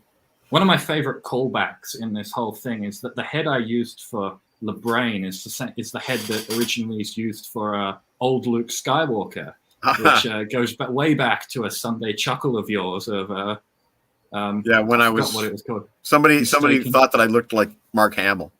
So it's just funny that and yes, I had to include this next person. It is indeed Paul Lane. Nice. I had to, and I'm so glad I had the right hair for it. Yeah, that's what gave it away. Yeah, so perfect. And this next guy looks exactly like you. Yeah, that's me with my my trademark blue jacket, blue shorts combo, of which I'm only wearing the shorts today. That's cool. Yeah. Next up, is Rob with Gimli. Yeah, the hair. It's not the most accurate hair because I was so preoccupied with whether I could do like a hair headphone combo that I wasn't thinking about whether I should. Because when I looked back after I took this picture, I was like, wait a minute, Rob doesn't really wear headphones. But it was too late at that point. So sorry, Rob. He does it. He does at work when he's at the radio station, so it's actually accurate. Okay, in that he kind of has like a bit of a look of like an English professor or something. But he also looks like vintage Rob when he's got the longer hair going too. Yeah, I based his body on that sort of like sweater, his Visions and Sounds sweater that he wears. Yeah, and the next two, it's because you already know one, Jon Snow. This isn't Jon Snow, and I'll tell you it's not Kevin either. So I'll give you another chance to guess this. Where? The second one? The last two guys. It's not Kevin and Snow. Really? So who wore a hat that isn't Kevin or Snow? Okay. So we already had Aaron. Of the last two, are they friends or people being interviewed? Both. I got it. It's Andy Curran. Yeah. It's Andy Curran and Mike Fraser. Andy Curran and Mike Fraser. To commemate that moment. Yeah. Very cool. It's Andy Curran and Mike Fraser. Yeah. That's very Fraser, the last one to me. That's pretty damn cool. I wanted to have them all like smiling and like, hey, how's it going like with them? But unfortunately, you don't get many smiling faces. Because you're a lot of, it's like Marvel and Star Wars, so it's all stern faces. So they look a little sterner than they should. But that is indeed Mike Fraser and Andy Curran. Okay, so first of all, big round of applause to you for coming up with this and for putting all this time and presumably money into it. I had all of this stuff before. So dude, I mean, I'm so flattered. Like here's a guy on the other side of the world, and he made a Lego of me, my friends, and people we've had on this crazy adventure with us. Like, I gotta ask you this. How flattered can you be? I have to ask you this because I don't remember you saying this about it, and I'm just guessing. The Nigel Tufnell, is that Stonehenge behind him? Yeah. Yes. Yeah. That's awesome. That's brilliant. It's a properly sized Stonehenge, because if I made Stonehenge too small, it would be like, what's that? You'd be squinting. If I made it too big, it would just be two pillars, and you wouldn't know it was Stonehenge. So I had to do so that's as if they got the Stonehenge monument actually right. Right. Except they got his clothes wrong. Like they probably did on the Born Again tour. Right. Yeah. Exactly. Yeah. So again, Harrison, like this is one of the most incredible things anybody's ever done. I'm wondering when you started this. It was not that long ago, actually. It was this month, only like a couple weeks ago. I just saw like a couple of the heads I had on characters, and I was just like, hey, that would be a good head for, if I was ever going to make a Jon Snow or a LeBrain. And then it's just like, just eureka moment. Yeah, I'll see what I can do. Like, how far can I take this idea of making my friends in Lego and, like the stage to go with it and, fill it with callbacks. And I finished it over a weekend, and then I was just like, I finished the main build. I added the Photoshop border a bit later, but I was just like agonizing over the fact that I'd have to wait so long till October 1st to show this off. Right. And I was, considering just sending it to you ahead of time and just saying, hey, look at this cool thing I made, maybe you could use it in the finale. But then you went and said, finale this week. And I'm like, okay, don't have to wait as long. Something like this makes me realize it means something to somebody, and it's so flattering. Like, well, this leads into what I'm going to say before I go, because I have something to say. Okay. It's editorial time. Oh, shit. Okay, so I guess what we'll do is we'll do this. And, okay. Okay. Show's on you. Oh, well, I need to be... I don't want to be... This editorial... You asked for editorial time? Editorial time. Okay. This is the price you pay. The price you pay for editorializing. I'm going to say this. Hey, you know what? I understand that you wanted to... This started because of COVID. It's the only reason why it really started. Well, COVID became a secondary thing as to why you were doing this, I think, very early on. So the way I'm looking at it is this. You could say it's the last one. It's not the last one. And I really like the idea that Dar had about the repeats, because it allows you to not burn out. But I will say this, and this is the editorial part. You can't make a decision on whether you want to do this or not based on quote unquote ratings or views, because that's not why you do it. If me, you, and Harrison did a list of our favorite candy bars and we enjoyed it, who cares if someone's watching? If there's 8 people watching, that's fine. If there's 0 people watching, you're still having fun with the interaction of your friends. So it's not about that. It should not be about how many views is it, how many people are watching. Yeah, it's nice to have people commenting and everything. Yeah, but it's just spice. The real flavor is us having fun doing it together. Editorial over. We will see each other again. There you go. Take me off the screen like that. So that's my words.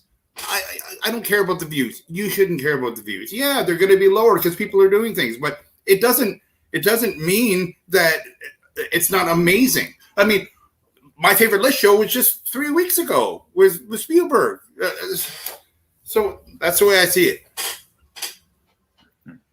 To me, the greatest thing the LeBrain Mike, you're muted. To me, the greatest thing that the LeBrain train did was just give us a way to connect with each other, in real time like never before, and just hang out for a couple hours. Yeah. People from all across the globe. Yeah. Give me a second here. It's just getting dark, and I need to turn on this light. Yeah. 1 second. I'd actually get to hear people's voices. They wouldn't just be like text on a screen. And people have become friends through this. We've all become friends through this, and it's been about it's been about like all of us nerds being able to nerd out. That's how much we love music. That's how much we love movies. And if we did a candy bar one, that's how much we love candy bars or whatever. And it would all be sorry fun. About that, guys. It's all good. LeBrain did bring up one good counterpoint for the rating thing, in that he did mention that good ratings gets better interviews and gets you more likely to get interviews. That's true, but think of the interviews he got without any ratings. It was not really that many views. He ended up with Curran and all these people. Like, how did he do this? And now Deke has a lot to do with it because he's flashing his balls of steel. Yeah. Deke is another one of the 4 conductors of the LeBrain train. Well, yeah, he would have to be. I mean, it's Deke, T-Bone, Dar, and yourself. I would never have met Martin Popoff twice and without D. I mean, it was an amazing time. I loved it. And I mean, of course, I appreciate that. So, and like we were saying, Mike, when you were gone, people have all become friends through this. Yeah, it's true. So look at Dar, look at T-Bone. I didn't really know those guys before. Mm-hmm. And just through all this, the only person who heard the intro for a couple months was T-Bone, who has never been to Sausage Fest and all this stuff. So I mean, it became important to me to get his opinion, and I've never even met him. We forgot something, man. We had a video we were going to play, so we're gonna. The video. There's only one that we can play from Sausage Fest. Oh, what was it? Well, what are you talking about? You'll get to see now. Why don't we just run it? Oh, that one, yeah. That's funny. I didn't attend Sausage Fest this year. I wasn't feeling well, which kind of led into my downer of a. I'm not going to get into all the details, but somebody with the grace of God and the wisdom that he was given was taking video at this exact moment, and I absolutely love this video. Oh, okay. Before you start, I'm just gonna introduce this as it should be. Yeah. First of all, the fire master of Sausage Fest for 20 years is Alfred. Him and his brother Michael, they know exactly what they're doing, and they do a lot of great work, and we really appreciate it. This year, he went out of his way and built almost like a log cabin that had imploded, and this fire was huge. Okay, now. He lights the fire, and he's purposely doing it from afar. Oh, they'll see. Because no, just wait. Because there was gasoline put on the fire, or in certain areas, strategically. And I'm going to tell you right now. Now, it rained for 3 hours, 3 hours before. Right. So this was wet wood. If it hadn't rained. What happened could have been a lot more dangerous. Let's just put it that way. Let's go to the video. Yeah. And on that bombshell. I don't get the feeling that someone's about to film Alfred's death. wait, come on. Logo already.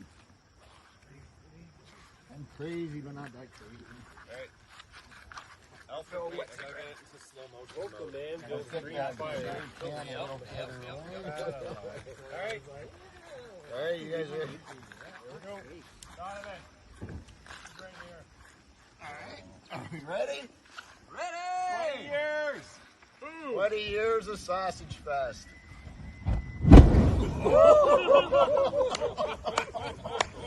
Wow. Wow.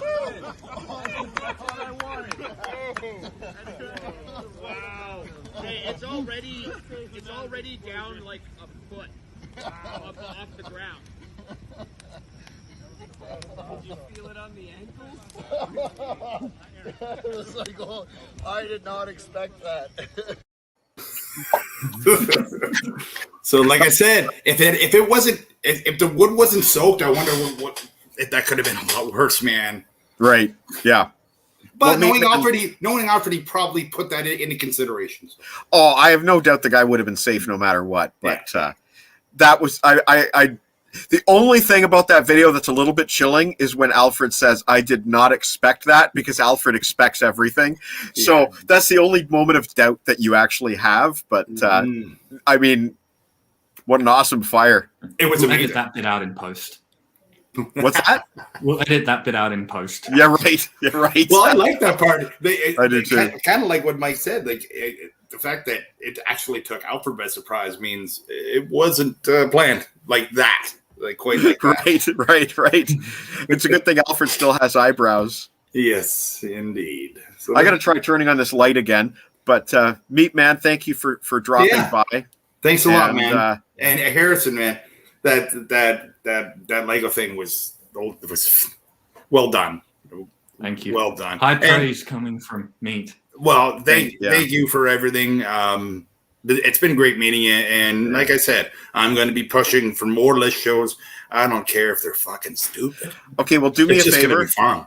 Before we go, just do me a favor, which is I really honestly don't know what I want to do next week, whether I want to do a rerun or, it's Labor Day weekend, so it's not impossible for me to go live next week. Let me know if you have any ideas and message me. Let's just say with all the hubbub and hoopla last LeBrain train ever. You better not do one next week. You know what? It's Labor Day weekend. It's Labor Day weekend. That's funny. It might be a good time to play a rerun. Who knows? But anyways, thanks for coming out and sending me a message. And I just wanted to say a shout out to the one person I think is probably still watching, which is Frank Toms, who ended up being a good sport and was roasted in the intro that we did at the Abbey Road, the rewriting of Abbey Road. Yeah. And my favorite line that Frank Toms looks like a slow John Favreau, which is still makes me laugh. He does. He does. There you go. He does. So I guess I guess he's going to go back to his job driving Tony Stark around. Yes. Okay. Actually, you know what, Meat? Before you go, why Tony don't you? Stark's not exactly around to be driven around. That's true. Okay, the corpse of Tony Stark. All right, so Meat Man, why don't you, as you depart, why don't you introduce the Nigel Tufnell top 10 while I go try to turn on this light? Because that's what we're doing. Now we are going to do the Nigel Tufnell top 10, Harrison and me, and some other lists, LeBrain Train episodes. Take it away, Harrison and LeBrain. This is your brainchild. This is your brainchild. It was an idea that worked and stuck, and I'm looking forward to watching the rest of the show. I knew this was a LeBrain train with guest host Harrison, and I've spoken way too much as it is. And the more the merrier. I'm looking forward to hearing more words and seeing the list. I'm really curious to see what people's lists are and what they think. And it's going to be fun to thank you guys. Awesome. This is the Nigel Tufnell top 10, and that's the Nigel Tufnell top 10 founder right there. Sausage Fest, baby. Ciao, Meat. Take care, guys. Ciao.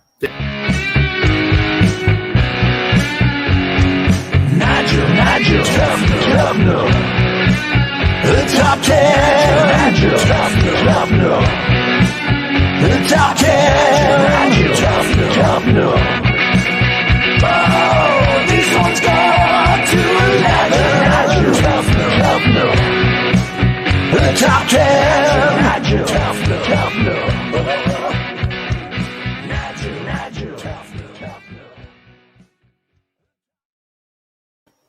All right. So Shit, I just realized something. In the Lego thing, I gave Nigel Tufnell a white flying V because it was the only guitar I had left. Just seeing that now makes me realize, shit, that's actually accurate to what he has. I was going to say it looked accurate. Yeah. Oh, for fuck's sakes. And the shirt as well. You saw there, the one that it was based on? Yes, I did. Yes.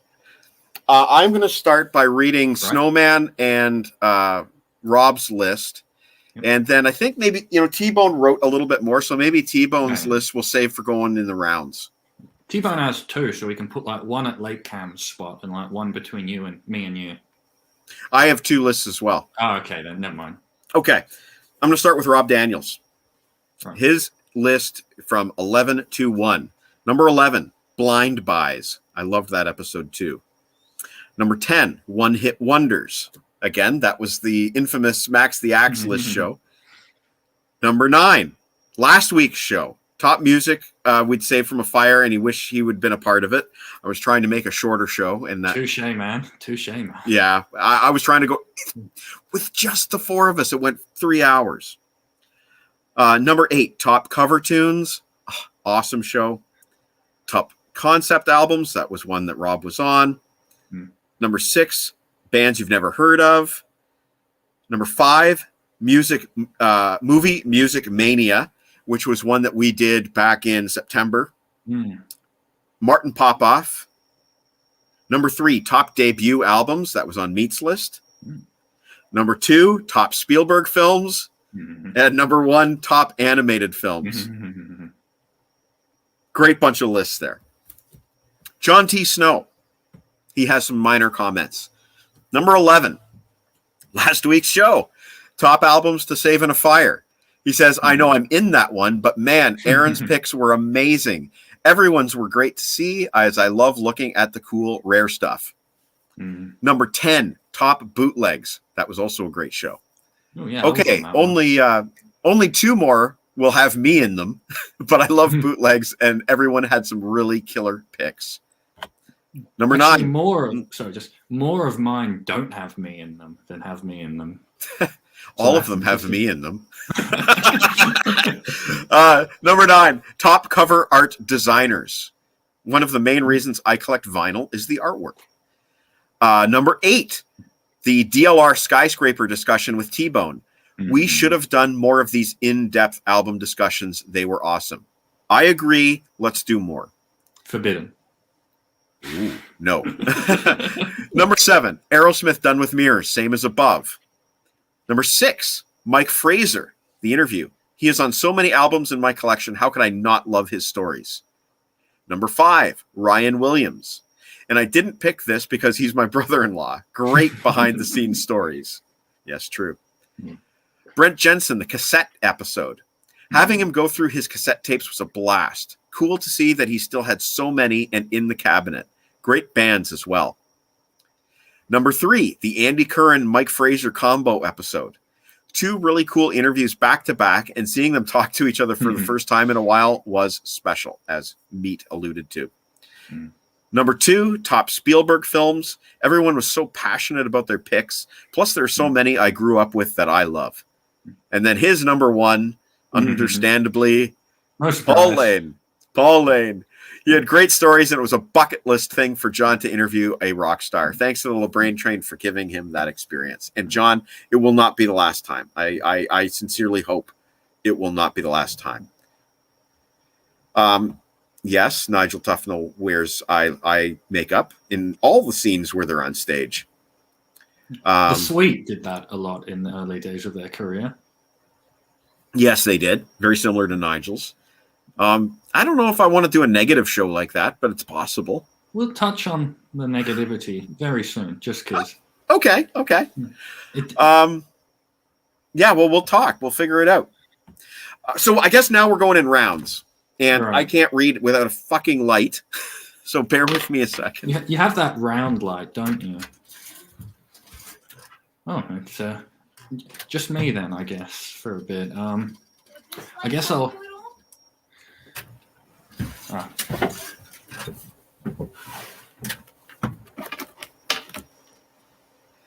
Okay, if this light doesn't stay on, then I'm going to move proceedings indoors. All right. I made 2 lists. T-Bone made 2 lists. And you have one. One. Yeah, just one. Okay.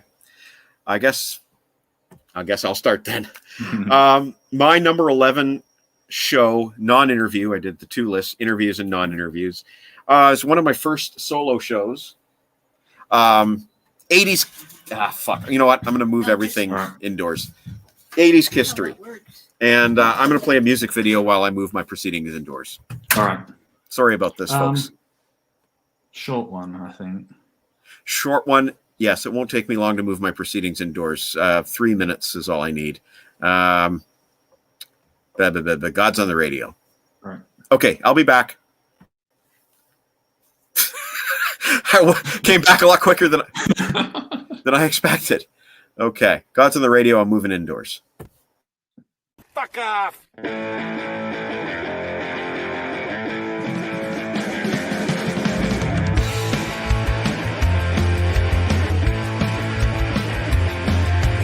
God's on the radio. You got Buddha on the audio. Scott Bale on the telephone. Dan Rather at Presidio and putting all the knowledge in the same game.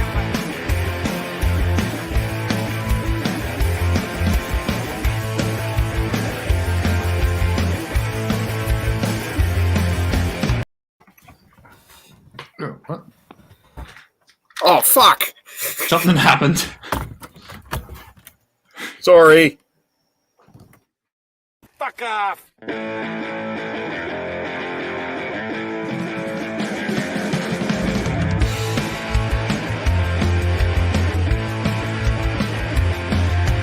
God's on the radio. You got Buddha on the audio. Scott Bale on the telephone. Dan Rather at Presidio and putting all the knowledge in the same game.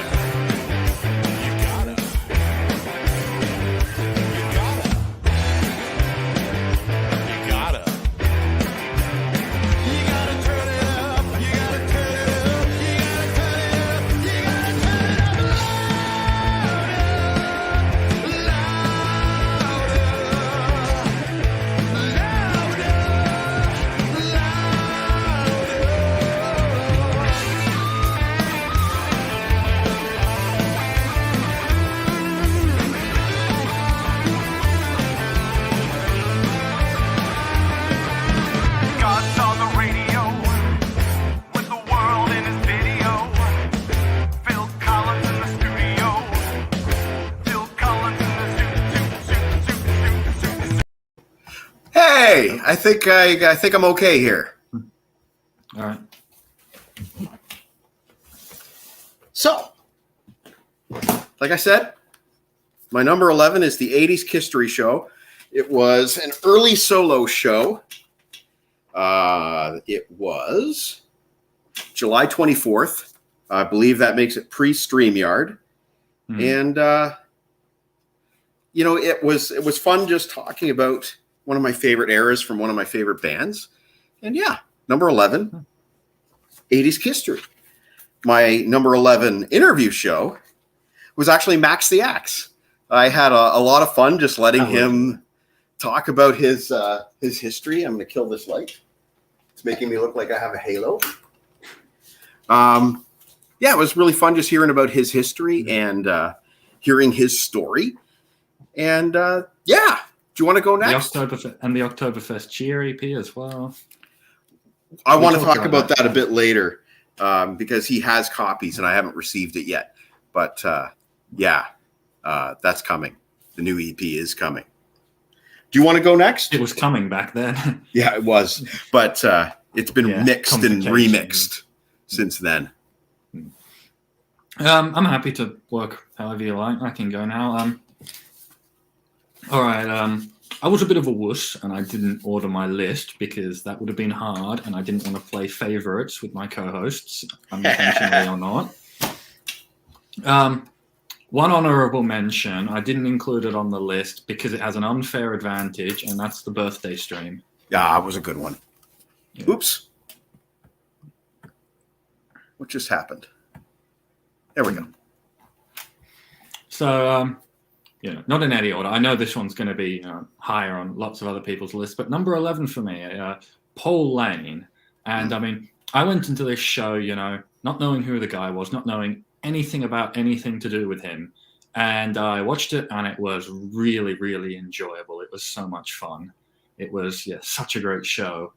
And to answer the question, one of the questions you asked him about KISS members, my answer is Eric Carr, for anyone who's interested. The question was, what KISS member did you dress up as? Or when in my you were case, a kid? it would be, not have. Right. Yeah. The interesting thing about that question is it was one of the deepest moments of the entire interview. I just asked this offhand question about KISS, and then he started telling us, that basically music was forbidden in his household when he was growing up. And that it shed a whole new light onto Paul Lane and his story, and it just came from a rather innocent question. So that was a very, very proud moment for me. So life finds a way. Yeah, life finds a way. I realized I forgot. I got so many papers here. I didn't read Scotty Peddle's list. Yeah, I'll just quickly finish up this entry then. Sorry. My choice of Eric Carr to be the one that I would do that, it's nowhere near as deep. It's just that I like the Fox look. Good enough reason. Plus, that was a big Australian tour for him when they hired him. The Australia tour was one of his first big tours, if not his first. So sorry, I'm going to read Scotty Peddle's entire list real quick. He didn't put his in any specific order, but here's his list. Top KISS, top AC/DC, Eddie Van Halen tribute show, top Spielberg, Our Birthday Bash, which he appeared at that one. Maiden album covers, top cover tunes, top animated, Led Zeppelin deep cuts, one hit wonders, and 80s History, which is the one that I just picked. I always enjoy the deep cuts shows because it's a good way to talk about stuff that doesn't usually get talked about. It's some good variety as well in that regard. Yeah, we can take some inspiration from some of these older shows and remember about some of the things that we did. Yeah, Lana's idea earlier of Queen deep cuts, it's not one that I'd be a part of, but it still sounds like a really good idea. The Snowman would have to take part in that. That would be compulsory. Yeah. I would not do that show without the Snowman. Yeah. Haha. Okay, so I guess I'm back. I'm to T-Bone now. I'm doing far too much talking in this show, but I am going to represent. It's your show. It is my show, but I hate talking so much. It reminds me of the early shows when it was just me talking. Like me, T-Bone did 2 lists. He did celebrities and non-celebrities. And he's written a lot. So here we go. Non-celebrity interviews. Let me start by saying that for me, all the regular panelists on LeBrain Train are celebrities. I've watched Mike, Deke, Meat, Kevin, Sarah, Aaron, Rob, Mr. Snow, Harrison, Lana, etc. On TV more in the last year and a half than any other so-called stars. But for the sake of this list, these are my favorite episodes that include some combination of what I would call the regular panel, where no one person is being interviewed. So his number 11 is Greatest Live Albums Part 1, June 12th, 2020. This was the first episode I ever watched, as Deke asked me to submit a list and first told me about this new live stream show he was appearing on. So this one was special to me. And for the second live album show, we got his 2 brothers to put lists in as well. T-Bone's number 11 celebrity interview. Super difficult to choose and rank. The ranking could change daily, but here it is as of right now. He also limited it to 1 spot per celebrity. Number 11, Storm Force, September 4th, 2020. My jumping off point as a regular weekly viewer of the show. Originally, only Greg Frazier, the guitarist, was to be on the show, but drummer Brian Hamilton and vocalist Patrick Gagliardi joined as well, which made for great banter among the bandmates. Excellent show where Mike and Deke flexed their new interview chops for the first time and did not disappoint. And he's right, that opened up all the doors that came. Yeah, I remember the first live album show. That was the pre-StreamYard days. Yes, it was. It was Facebook Live. I actually wanted to be on that one, but I think Deke scooped me before we could. Yeah. Yeah, that's probably true because I could only have 1 guest at a time back then. So I guess we're back to me. My number 10 of the non-interview shows was actually Christmas Memories. It's another solo show. And that one was fun for me because I basically ran down all my favorite gifts that I got from my earliest childhood memories to the present day. And I ran TV ads, vintage toy ads for some of these action figures and so on and so forth. And I think my mom joined me for the Christmas show. And it was just really, really nice and good nostalgia, warm nostalgia. My number 10 interview show is Jacob Moon. Meat mentioned that it was very special.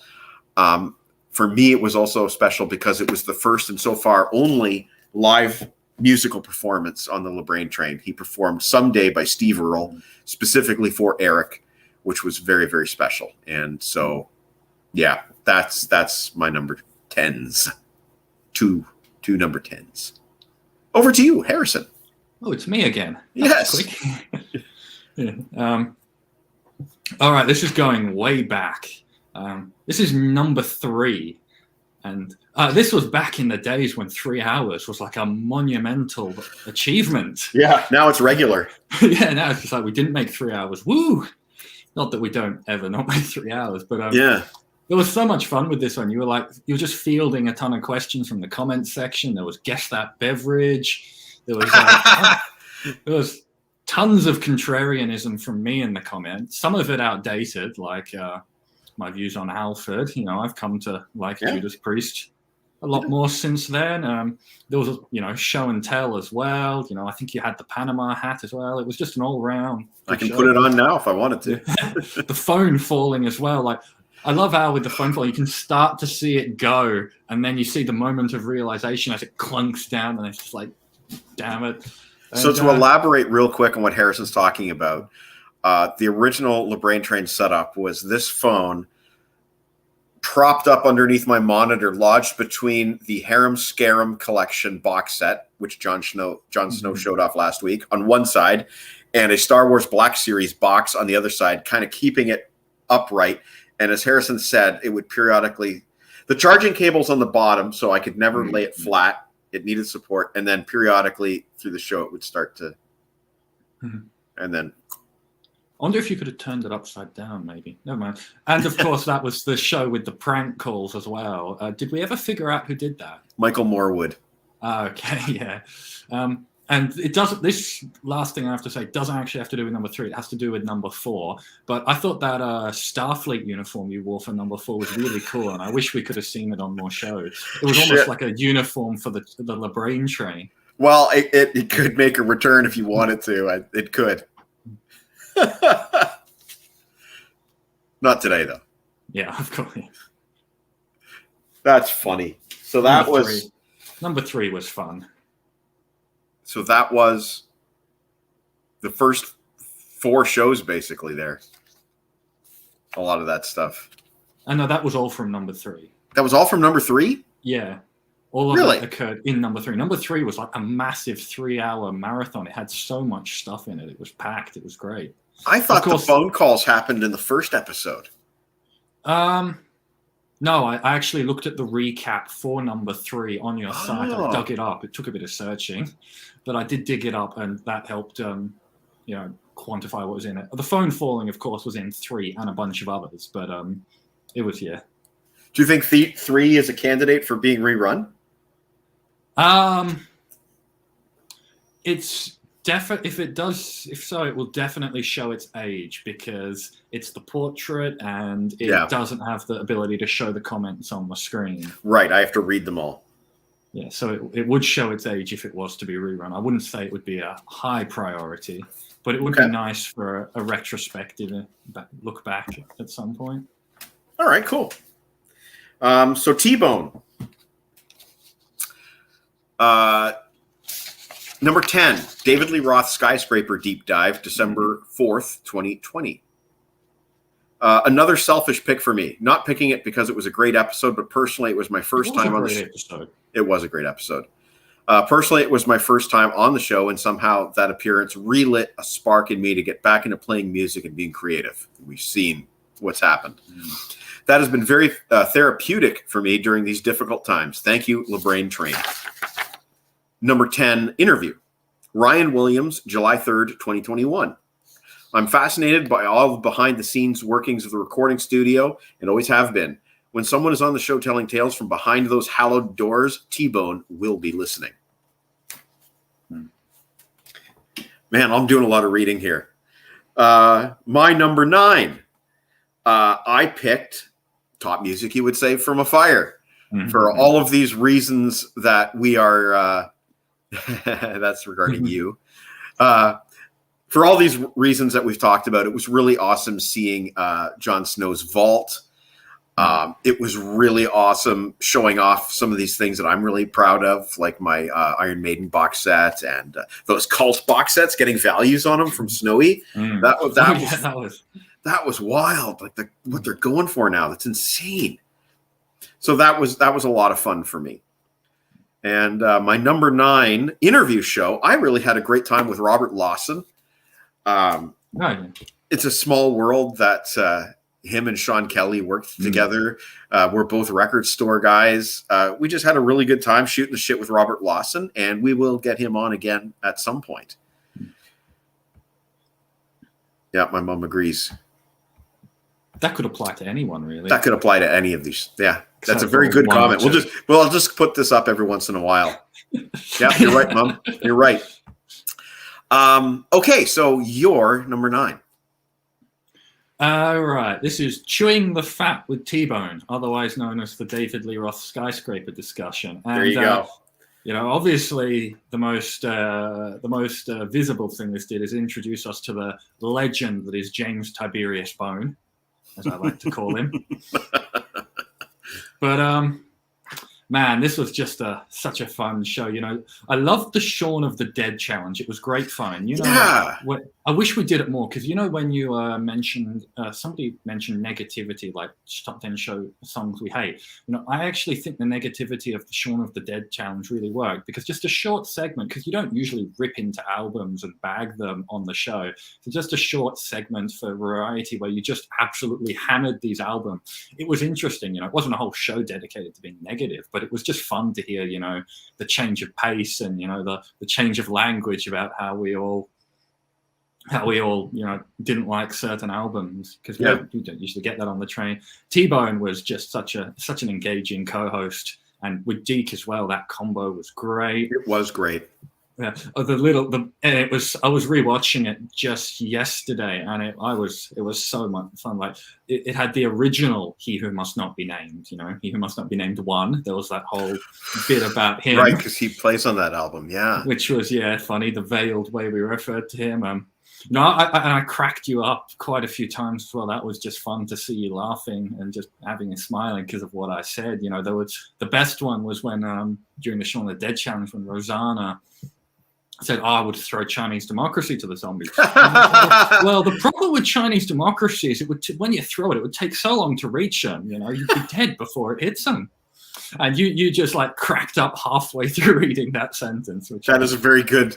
That was a great comment. It's just we're on number 9. It's just really nice to see, the tangible impact of something I've done create like smiles and laughs. And I was getting as good as I was giving. I cracked up when T-Bone or was it Deke said, you should be honored all 3 of Vinnie Vincent's fans read your blog. Yeah, that's true. Yeah, this was a great show. Great fun. And then, of course, there was a whole album discussion on top of that as well. Yeah, that was a lot of fun for me. That's one of my favorite albums anyway. The start of something great with T-Bone this show was. Yeah, and I want to do more of those. Now, this winter, we need to get T-Bone on. He's such a... He'll be back soon. September. Yes. Okay, T-Bone. Number 9. Top Spielberg films. This is like the 5th time we've seen this come up. Mm-hmm. I was actually surprised as to how into it I got with that episode. Off the musical beaten path, but still a great show. His number 9 interview show is Martin Popoff, King's X, February 13th, 2021. Mike, Deke, Meat, and Martin counted down their top 5 King's X albums. I didn't listen to a lot of King's X over the years, so this was an informative show, and I could sense a passion for the group amongst the panel. Plus, we sold a few King's X albums that night. Oh, geez, now there's an argument about Chris Slade in the comments. What started it? Lana complaining about Chris Slade right here. So this is going on. She probably wouldn't like the fact that I put Chris Slade in the back of that there. I could have gone for John Bonham, but I felt Chris Slade was a bit more recognizable based on his head. I liked that it was Chris Slade. Plus, Chris Slade is always smiling. Yes, he's got that grin. Okay, so we're into the number 8s. My number 8 is ZZ Top Deep Cuts, which has that come up yet or not? I can't remember. No, I don't think it has. It was the very first show of 2021. It was with Kevin, Sarah, and Aaron. Of course, Aaron, if we're going to do ZZ Top Deep Cuts.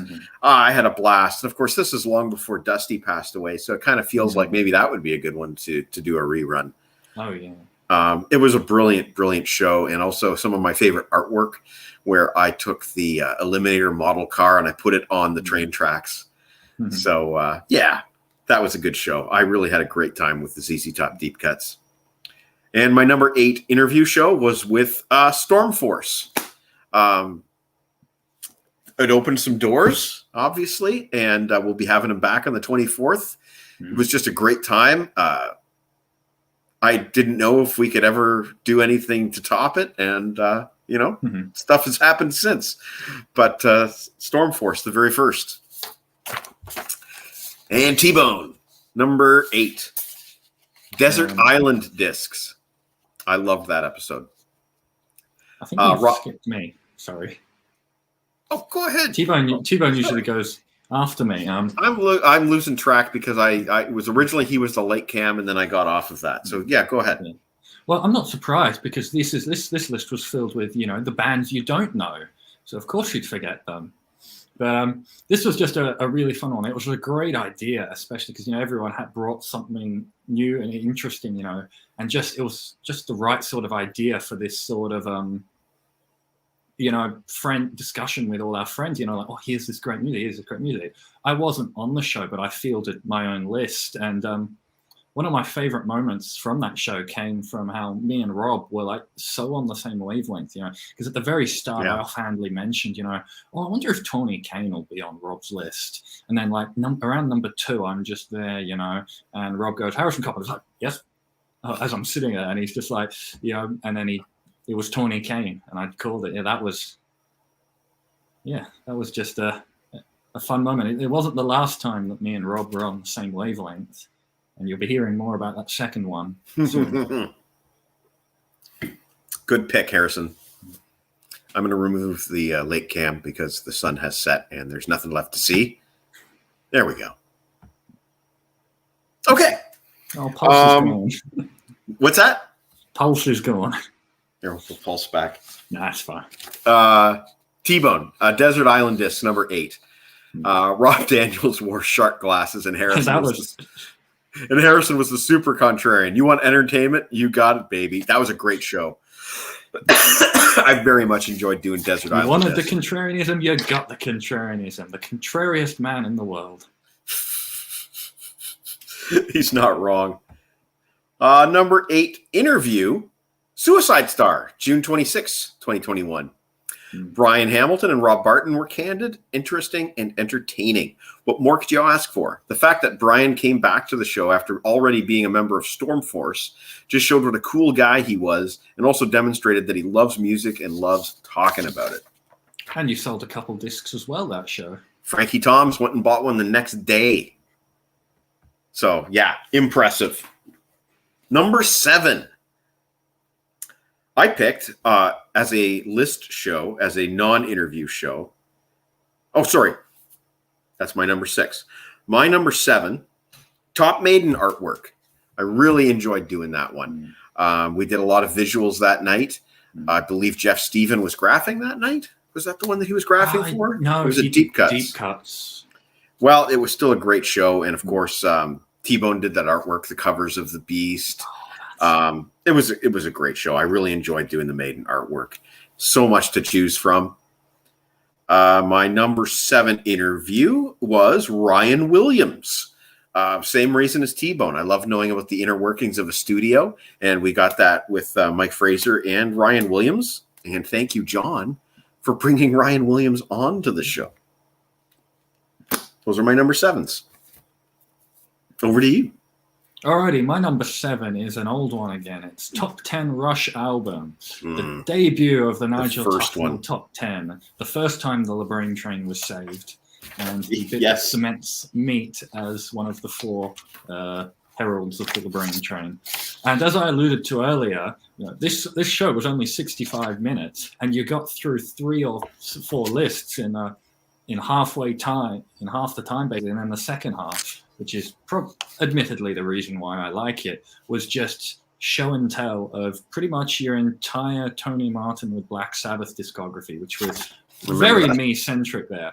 And then, like, with 5 minutes to go before, and I quote, you said, "Before we call the show a rousing success," like it was already a rousing success before. You're like, let's just go look on Discogs and see what Cross Purposes Japanese sells for, because you said, "Oh, you see, Harrison, the problem is that when I buy this Japanese version, when I splurge $100 on it, Tony's just going to reissue it." So I'm just like, buy the reissue then. Sorry, no, buy the import then, because I wanted it to get reissued. But that was a bit like tongue in cheek, Yeah. But you took it a bit more literally, and you're like, easy for you to say, it's my money. Yeah. And then that's what led to you just saying on a whim, basically looking at Discogs and actually buying it and completing the collection. And it was just such a moment that could have easily not happened at all.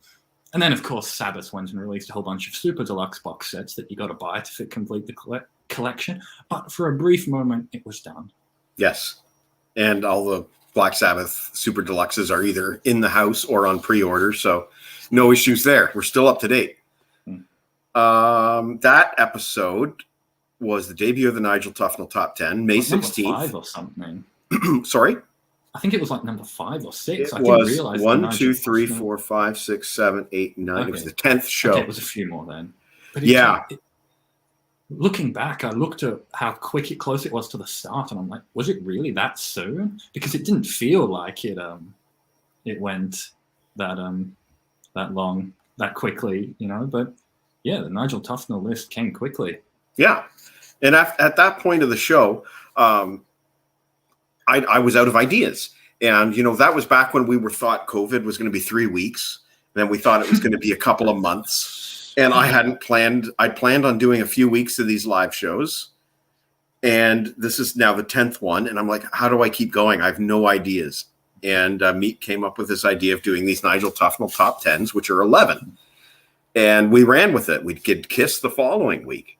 So honestly, that number one, that extra one on the 11 sometimes makes such a difference to the hard decision of what to put on and what not. Yeah, for sure. I look at all my Nigel Tufnell top 11s and I think if this was a top 10, it would have been so much harder. So thank you, Mr. Nigel Tufnell. I think the shortest show might have been that first Judas Priest list show that we did together. It came in at under an hour. Yeah, it was something like that. It was just like 2 lists back and forth, and it was getting dark, I believe. It was raining. Yeah. Actually, it was a morning for you. It was a morning. It was a Saturday morning show. Getting dark. No, but it was raining. Then, yeah. It was cold and it was raining. Yeah, that's right. So yeah, we did call it. Yeah. Okay. Excuse me. Number 7, T-Bone. Bands you've never heard of, December 18th, 2020. This show surprised me and was very informative. I actually remember looking up many of these bands afterwards, as did I. His number 7 interview, Polychuck, July 31st, 2021. When I first saw a few of his videos that Deke sent me, I could tell right away he was super talented. But on screen, he has a very serious kick-your-ass vibe. When Mike and Deke interviewed him, he was super laid back, welcoming, and truly seemed to enjoy himself. A smart, passionate musician and songwriter who has a bright future. Loved this episode. And that is all true praise. He refers to... Chris Sarr refers to somebody as, must not be named too. As the hijacker because of what happened that one time. Okay, so my number 6 show, I decided to count as a list show rather than an interview show, but other people have counted it as an interview show. Doesn't matter. It's Martin Popoff's second appearance, the King's X List show. The first one, I was really tense. Interviewing my hero, and the second one I was much more relaxed, and I just had a great time. I got to ask him a few King's X questions that I'd always wanted to ask him. I just thought it went great. So Martin Popoff, the top King's X, my number 6. My number 6 interview show is Brent Jensen, number 2, the infamous mahogany cassette case. It's made a few list shows. It's made a few lists already. It was a great show. Brent is so good to us. He is a super, super cool guy. And I would love to have Brent on again in a few months. So that's my number 6s. That's true. That is true. Over to you, Harrison. All right, number 6. It's come up a couple times. Iron Maiden cover art. Just, so much pictures, so much show and tell. It's not just us talking. Not that us talking is bad, but it adds a lot of variety, And it was just so much fun talking about pictures and, pointing out. I did get a bit technical with like these colors, how these colors mix. But in the end, it was just great fun. And honestly, I think out of all the show graphics that T-Bone has done, I think the covers of the Beast is far and away the best. And I might even prefer the covers of the Beast version to the actual number of the Beast cover. I think I prefer the lines, and I love trains. So the train edition was very cool. I just love that piece of art. So it was sad to see that it got booted from the LeBrain train intro video recently. But it is in Ode to Dar. Yes, which will get played a lot. Ode to Dar will get played a lot, yes. Okay, so T-Bone's number 6. Interestingly enough, top Maiden artwork, May 12th, 2021. Always loved Derek Riggs' artwork on Maiden albums and didn't even realize that others had contributed to the artwork. Number 6, interview, Frank Lafredo, which Meat had that on his list as well. Frank was amazing. It's not every day that you get to watch a movie about the guy that gave you your first shot at performing in front of a crowd. He's referring to the infamous Current River. And then you get to watch 2 of your buddies interview him on your favorite live stream show. But yep, that's what happened. Frank is awesome. That was a lot of fun interviewing Frank, and I know for a fact that he really had a great time. So, yeah. And Meat also loved the Maiden Artwork Show. Number 5. I'm not sure if Meat was on the Maiden Artwork. Yeah, he was on Deke. Yeah, you're right. It was Deke. Yeah, that's the only time I've actually been on with Deke.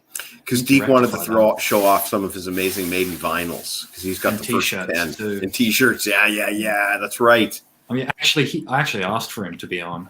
I think he was planning on taking the week off, but Deke is always planning on taking time off, and then it's like, oh, we got to do an interview. Yeah. I think he wanted to take the entire summer off, and we ended up doing 2 interviews with Deke. Oh, shoot. Okay, so my number 5. We've talked about it a few times. The David Lee Roth Skyscraper discussion, which was also T-Bone number 1. Great show, great album that I love very much. And yeah, you're right. You know, the Shaun of the Dead challenge was fun, and we should resurrect that. Maybe it's a quick list of 3. Do those. It was 5, I believe. We could do 3. So yeah, 3 or 5. Yeah, depends on how much crap we bought. Yeah, not much for me. Well, for me, it would be a repeat, so I'd have to come up with some fresh ideas. My number 5. Those 5,000 CDs, you could find a couple that you could throw. I think I chose all vinyl, though, because it needed to be something weighty enough to take off the head of the zombie. Because I only have I put a lot of thought into that list, man. I'd use the CDs, and I'd go for the eyes and try to blind them if I was doing That's funny. Number 5, Suicide Star. Brian Hamilton and Rob Barton. Rob was so cool. Brian is always cool, but I didn't know Rob before. And learning something about their personal history and their previous bands that they've worked with, that was a lot of fun. And I'm really glad that we sold a couple albums on their behalf. Pardon me. I don't know what else to say about that show. It was just really, really great. So those are my number 5s. All right. It's been mentioned a couple times. Yeah. Pretty much most of my ones have been mentioned a couple times already, but this one is cover songs. I was actually a part of this one. It was great fun to just talk about things. We don't usually touch on covers because they're usually lesser thing. I am the covers guy as well, so it was great to bring some of my knowledge there, even though a couple of my selections were balked at, but it wouldn't be a Harrison show without a bit of disagreement. And this was the second time that Rob and I ended up being on the same wavelength without planning it, because... Okay, I'll leave it outside then. Sorry, go ahead. Yeah, I'm just ordering my coffee. Yeah, I guess that beverage. I picked Shirley Manson's cover of Samson and Delilah for my number 10, and I think for number 2, Rob picked it as well. So that was weird that happened. Yeah. Yeah. Rob and I are a good team. By the way, speaking of guess that beverage, one thing I remember is that right at the very start of the pandemic, our coffee machine broke. So I needed to buy a new coffee machine. I ordered an espresso machine, and that's kind of where that began. I believe the previous week I did guess that in espresso. And because I didn't want to do a repeat of the exact same thing, I did guess that beverage the following week. And you drank cream. And I did drink. I like drinking cream, to be honest with you. Don't tell my doctor. Thank you, Chris. That was a lot of fun. Chris also loves cover tunes. Okay, so T-Bone's number 5. ZZ Top Deep Cuts. January 8th, 2021. Always loved ZZ Top, and this is probably making the list due to the recent unfortunate passing of Dusty Hill. But still a great episode. That might be a good one to rerun. Yeah. His number 5 interview is, yet again, Brent Jensen, number 2, the Mahogany cassette case, March 19th, 2021, actually. I picked Brent's second appearance not because the first was bad. On the contrary, the first was amazing. I chose his second appearance over the first solely because Brent revisiting some of his old cassettes from his old tape case. That was super cool, and so is Brent Jensen. Hear, hear, T-Bone. That is 100% true. I should also just mention that the birthday show has come up a few times, and Brent, he dropped in for the birthday show. That was really nice of him. That was really I cool. wanted him to, herald it, bring it in. Because I was hoping, and he was true to his word. Idea. Good guy. Good guy. And I never thought that the LeBrain train would get any mileage out of cassettes, but what do you know?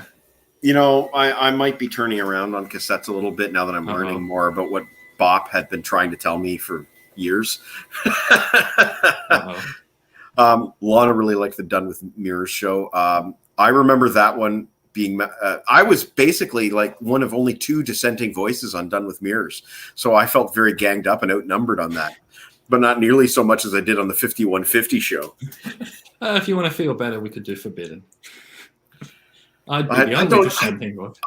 don't think we could find other people to want to I know, participate in that. Like Meat won't even listen to the album. I'm just joking. I know. My number 4. One thing I wanted to do this summer, but could not do this summer because Deke wanted to take a break, and that's totally cool. Last year, we did a deep dive into the year 1980, and each of us picked 3 albums to discuss in depth. I can't remember specifically my 3, but I think I picked British Steel, Heaven and Hell, and Iron Maiden. I think that might be my... Those are the usual suspects. Yes, and Deke picked his own 3, which I don't ask now. I don't even remember. But I had a lot of fun. That year. Sorry? I think there might have been a Motorhead album that year. Maybe. Sorry. Brain fart. Okay, yeah. We did a deep dive into the year 1980, and I wanted to do another one for 1981 because there's so many more albums having their 40th anniversary. But I thought it was a fun little deep dive that we did. It was different from any other show that we did. And another thing that I did just for a blast was I also did like world history of 1981 during our countdown. And that was kind of neat because it added in some context. So I was very, very, very proud of that show. And that's another one that even though it's the vertical screen thing, I would still like to give that one a rerun because I think we did a shit ton of research, man. I learned that Mike doesn't hate Done with Mirrors or 5150 as much as he says. I don't know. Maybe you're right. Maybe you're wrong. Maybe it's all for show. Hey, Rob, I wanted to do it. Maybe we still can. I'd have some out of the box picks for that one. Yeah, well, I'm sure you would. You're Harrison. Maybe we can do this when Deke comes out of his summer vacation. Maybe we can get Rob and Harrison and Deke and do this 1981 thing. We should have done it in the summer, but hey, we're all good. I'm talking too much. Number 4, interview, Sean Kelly. As Meat said earlier, what can you say about Sean Kelly? The guy is so friendly. He is a genius. He is open. He is funny. He has nothing negative to say about anything. And I learned so much from him in that brief, well, I shouldn't say brief. He did 2 hours with us. But I learned so much. And my big takeaway, first of all, I will say, if anyone follows Sean Kelly on social media, he never has anything negative to say, ever. And he said something really revelatory to me. We were talking about guilty pleasures. And Sean Kelly said, to me, there's no such thing as a guilty pleasure. If you like it, it's good. Take pride in it. There's no reason to feel guilty about liking something, liking music. So I take that to heart now. And I don't use the word guilty pleasures anymore. And that came from Sean Kelly. Man, I hope I get to talk to that guy again at some point in the future. He's got so much cooking. And he's another guy that has worked with the amazing Mike Fraser, who's come up in these lists many times. So yeah, that's my number 4s. Over to you, Harrison. All right. Desert Island Discs. I'll always love when we get to talk about things more personal to us because you get a deeper connection and, you get some stories as well to go with it rather than just more the factual stuff. And Desert Island Discs was great fun. We all got to talk about, all these discs and music that we play. I really optimized my list. Like if I take from this, then I can balance out with this and this. But even with that, it was still just really fun. And Yeah, Rob was there. Yeah. A lot of other people there. This is one I don't have much to say other than it was just really fun. It was also fun for me because Holland submitted a list, and I did his list in the form of little miniature yes. videos. And I thought it was going to be a lot of work, but I managed to streamline the process. And I did that by recording all of my audio in one shot and then just editing it into little bits. But it was a lot of fun for me to do that. Again, it was a creative outlet, and I've been enjoying using the show as a creative outlet. Yeah. So I guess we're on to T-Bone's next picks. T-Bone's number 4. A great show and a spontaneous one. We didn't have a choice. Tribute to Eddie Van Halen, October 9. All I can say is that this has been the most difficult celebrity death I've had to process. I finally understood how my mom felt in August 1977 when she got the news of Elvis Presley's passing while we were on a family trip in the States. T-Bone says he needed that show. And I did. We all did. That was a really special show to be a part of. His number 4 interview is Paul Lane, May 7, 2021. Maybe the episode that surprised me the most because of how much I loved it. I didn't expect not to like it. I just didn't expect to love it as much as I did. What a super great, level-headed guy with zero ego and an impressive career. Paul is who you'd like all your rock stars to be. 100% true on every count there. Which I guess brings it back to me. My number 3. We're heading into the top 3 here. And you know what? It's 9 o'clock. Before we head into the top 3, I got to go outside and I got to go retrieve the lake cam. Do you want to take a quick break? Yes, I could just use a toilet break. Thanks. Okay, so what I'm going to do for our quick break here, then we'll go into the top 3, is T-Bone made a brand new LeBrain Train intro where we are trying to incorporate more people that have been on the show. And we can run that just for fun. Might be a bit short, but okay. If it's a bit short, I'll cover for you. Yep. No problemo. Take your time. Thanks. Okay, so enjoy T-Bone's brand new LeBrain Train. Well, not brand new. I mean, you've heard the song. You know the song. Just this has some more people in it. Enjoy T-Bone's work.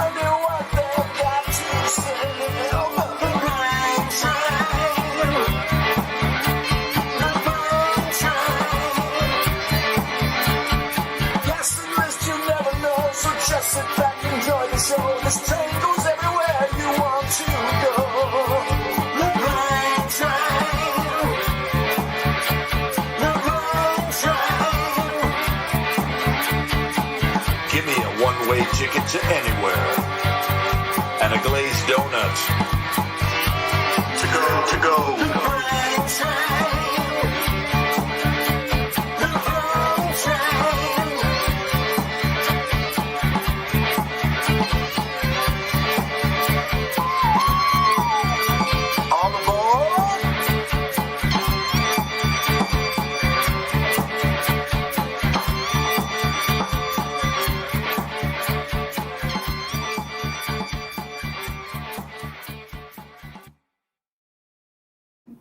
There you go. There's the brand new LeBrain Train intro. And I really enjoyed that. We kind of collaborated on this one a little bit. He sent it to me this morning, and I added some people in there. But I also added that the fiery explosion. You'll see next time we play that intro. I saw it because you gave me the preview. That's right. I did. That's right. Sean Kelly has played on some albums that I would not normally buy, but he is buying due to his presence, like the Nelly Furtado collection. I get as a musical artist that even okay, so he's going to continue his comment there. Isn't that interesting? Van Halen live without a net from the 5150 tour. That one's in this house somewhere. Live without a net? Yeah. DVD? Yeah, somewhere in this house. Cool. It's not in my personal collection. It was one that Much Music in Canada broadcast like 87-ish, and I recorded it off TV, and I was shocked how much talking happened on stage and not songs. A lot of Sammy Hagar talks a lot on that video. But anyway, my number 3 show that has come up several times tonight, One Hit Wonders with Max the fucking Axe. He was so funny that night. People had a great time with that show. It was at the time like the longest show we'd ever done. Yeah, probably considering how many people were on. Yeah, it was 10, I think. At one point, yeah, I think. Yeah, at one point there was 10. My number 3 interview was Polychuck. We've talked about this guy a few times. They approached us. Their PR company, Chipster Incorporated, approached Deke and said, "Are you interested in talking to this new guy out of Montreal? He's a multi-instrumentalist, but he really shreds on the guitar." So Deke asked me if I was interested. And at first I said, yeah, but they asked you, Deke, so this is your thing. And Deke, he's so nice. He kind of like insisted that we do it together. I was like, it's not that I didn't want to do it. It was that they approached Deke, and I thought, Deke, he deserves, he doesn't need me, He's more than capable of interviewing somebody like Polychuck on his own at this point. And I thought maybe Deke should have the opportunity to make this his interview, right? But Deke was very kind, and so we split Polychuck. We did our typical thing that we do with our interviews. We do our back and forth. And with Polychuck, it was so natural. And, we had so much in common with this guy. And it's like the mixed martial arts background that he has is so not anything that I have anything to do with in my life. It's all new to me. And it was just a blast connecting to somebody from a completely different world. And I would love to talk to Polychuck again. He was just awesome. I don't remember this specific moment, but yeah, Max, we have lots of Max stories. Polychuck was a good show. Hearing T-Bone and Deke's passion for that album, they must be talking about the 5150 show. Bass player and great guy Mark McIntyre from Hibakusha also played with Nelly Furtado. They're talking about Sean Kelly. Oh, dude, I don't want to know. I don't want to know anything about what Max the Axe does. I have been around him when he's been hitting on waitresses. It's not a comfortable place to be. I just kind of like do this. Like, I don't know if you've ever done this, Harrison, if you've been out to dinner with people that embarrass you and you just kind of go like, looking up the... Not really. I don't know. I haven't had that dubious honor. I've done that with Max the Axe a couple of times. Anyway, those are my number 3s. What do you got? This is a show which I was actually offered a place on, and I was like, nah, I'm not feeling it. And then I was watching this show, and I'm like, damn, I wish I was up there. So much that I went and did my list for it today. It's the Firehouse list. Oh, yeah. Yeah, this was just, it's more of those personal albums, but like with so much show and tell, it was so much fun just seeing all this stuff and, tons of all this rare stuff and interesting stuff and just stuff. You know what, Harrison? That show might have been the very first show that was entirely show and tell. Yeah, because you would have had it on hand in order to save Right. it. And most of the time, like, I mean, you've seen what my collection looks like back home. Exactly. Oh, that's what he's referring to. When he's, oh, you mean there's 2 of them? Got it. Yeah. Yeah. So like, I don't always do the show and tell because it's sometimes too much of a pain in the ass to retrieve the album. You asked me the other day why I didn't have my Blaze Bayley Silicon Messiah CD in that little photograph that I took. Don't ask me to find that, man. Like, basically what I've done is over the years, I've kind of migrated a lot of my CDs from their proper filing spots to just random piles. And it wasn't smart. And it was done out of sheer laziness. And I have to live with my mistake. And eventually I'll get some proper cabinets built and we'll have everything alphabetized again. But for now, it's really hard for me to do show and tell sometimes.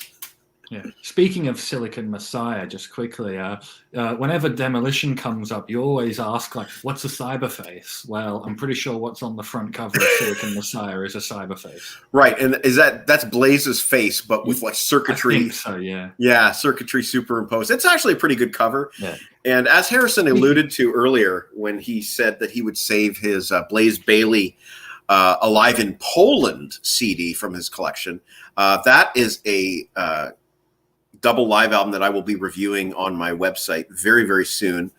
To Aaron's delight. To Aaron's delight. And I will give credit where credit's due. Blaze as a solo artist is, he's fucking shit hot. Yeah. There's some good stuff. Speaking of great cover art of Blaze's and Blaze's face, this is his latest album, Cousin Chantal, and I love this cover art. You know, it's similar to Silicon Messiah, and it's his face with circuitry and stuff, but I just really love the colors. Sorry, this is getting a little off track. It's okay. But, and there's a ton of Easter eggs dedicated to like the songs, like that's a reference to the Fighter Squadron one, of course. You know, the Nikola Tesla there with the lightning, Stephen Hawking with the black hole. It's just, yeah, and it's a great album. I reviewed it recently, so I'll shut up about it now. We'll talk about Blaze in a maybe this week. Who knows when I'm going to post it? I haven't decided, but we'll talk about Blaze soon. And one thing I do like about Blaze is his science fiction lyrical background. Very much enjoy that. I guess we're on to T-Bone, right? I believe so. T-Bone's number 3. Number 3, Van Halen Deep Cuts. Wait. Yeah, Van Halen Deep Cuts. So he picked Van Halen Tribute to Eddie Van Halen as his number 4 and Van Halen Deep Cuts as his number 3. That's pretty cool. Which October came first? We did the memorial, the tribute thing to him the week that he passed, and then we did Deep Cuts a few weeks later on October 30th. Right. The wounds were still there, and as a diehard fan, this was another welcome opportunity to celebrate one of my greatest heroes and his legacy. Well said. Number 3, interview. January 29, 2021. Mike Fraser. That would be the first Mike Fraser. When I heard that the sound engineer that I had watched numerous times in the Aerosmith Making of Pump video, and whose name appeared on hundreds of the albums, CDs, and tapes I've listened to over the years, was coming onto the show, I was super crazy pumped. No pun intended. I was so pumped, in fact, that I was preparing myself to be disappointed. But Mike surpassed my hopeful expectations by a mile, and I could have watched a 5-hour show with him on there. So true. That was a really special show. And what a Mike cool Fraser's guy. A really cool dude. He is such a cool dude. He knows meat by nickname. That's just... He's obsessed with meat. He's like, hey, where's the meat man tonight? Yeah, you know what? I said I wanted to do a remastered version of the Ballads show, and that's true. I do.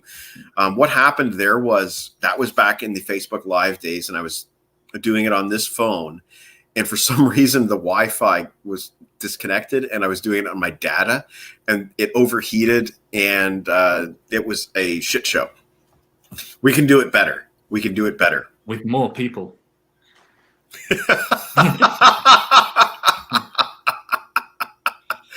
Oh, that's great. I like the cover too. Thank you. So I guess we're on to my number 2s. Zeppelin Deep Cuts. I think that one came up once before. That was, again, with Aaron and Sarah and Kevin. And was Jeff? Maybe it was Jeff, not Aaron. So, yeah. He was, I think, Physical Graffiti 1, if I remember. Or maybe yeah. Did we do Led Zeppelin albums? Or was it Deep Cuts? Because I remember Physical Graffiti just one time Jeff was graphing. 1 second here. I should have written this down, but I'll just go on my website. I remember being happy about that because I love Physical Graffiti. Led Zeppelin lists and guests. According to my notes here, it was with Jeff Stephen, Kevin and Sarah. And I don't know if this was the first graph show. It sounds like him. It sounds like he was the. It sounds like this was his debut because I said the hero of the night is Graph Wizard Jeff from 1001 Albums in 10 years. Sounds like him. So that does sound like probably his debut on Graphs. So that is that was a fun show. And also, before T-Bone started doing all this artwork himself, which thank you, T-Bone, I was doing a lot of the artwork based on Sage's original train artwork. And that was a fun one for me because I had the train hitting the Zeppelin with a fiery explosion. Yeah. So I enjoyed, yes, Zeppelin was Jeff's first, confirms Kevin. Yeah. Look at this. Everybody knows. Everybody knows. Wow. Jeff's a popular guy. He's so great. Yeah. I'll talk a little bit more about Jeff when we're done our countdown here because I still want to talk about some other episodes. Yeah. Anyway, that is T-Bone's number. Or that was my number 2 and my number 2 interview. The Andy and Mike double interview episode. Once again, Andy Curran. Can't say anything about that guy except praise. What an awesome guest. One of the truly great guests that we've had on this show. And having him and Mike Fraser collide in that in-between section was a dream come true. I hoped it would happen. I talked to Deke about it. I said, if there's a chance that we can make it happen, we're going to bring them all both on at the same time. And it worked. And that was just a dream come true. And there's that one screenshot that we keep seeing. And it's Andy doing this. And it's Mike just smiling. It's great to bring those two guys together. And I remember that. We made a lot of jokes about that. We made a lot of very oblique U.S. election jokes. Oh, yeah, that's right. We did. Yeah. I think I said something like stop. Actually, I was going to say, I think stop the count. Stop the count. Yeah, just as Physical Graffiti edged ahead. That's exactly right. Yeah, it was so timely. So that's my number 2, and over to you. All right, this is another recent one. It's animated movies, and I just really love that. I think the last 2 shows we've done. So no, of the last 3, let me just start again. Okay, so the last 3 that we did, it was Firehouse, then Spielberg animated and Firehouse. Those 2, Spielberg animated. Talking about movies was such a fresh direction for things. It really, not that it was getting stale, but it was just something, really new and interesting. There were a ton of new dynamics too. There was Lana and Eric, myself and Eric, Lana and Kevin. It was just really interesting. There was a huge variety of discussions from, the movies to all sorts of things over the 4 bloody hours that we went for. And even when Kevin, he was talking about aspect ratios and matting and stuff. That was I honestly found that really, really interesting. Me too. Because I come from probably the tail end of that 4:3 era with the box TV. So I've experienced both. And that was just really, really interesting. And fun. Like we were talking about on that show, trying to explain that to a customer at the record store was like trying to explain nuclear physics to a mole. But yeah, that was. And sticking with animated movies, because we know how much you like Rodimus Prime. Amazon decided this week to ship out my Galvatron. There it is. That's the new. Is that Studio Series or is that Kingdom? That's Kingdom. That's Kingdom. Yeah. Yeah. They say it's the best Galvatron figure, basically. It's the only good Galvatron figure, basically. But yeah. I didn't mind the Titans figure or the headmaster or whatever you want to call it. Yeah, it was. Yeah, a lot of people, don't like that. I don't like it because I hate the Titan Master gimmick, how it compromises his face look. True, but I bought a helmet that. True. Yeah, a third-party helmet. I just don't like the idea of headmasters in general. But that's getting off topic. We can go there another day.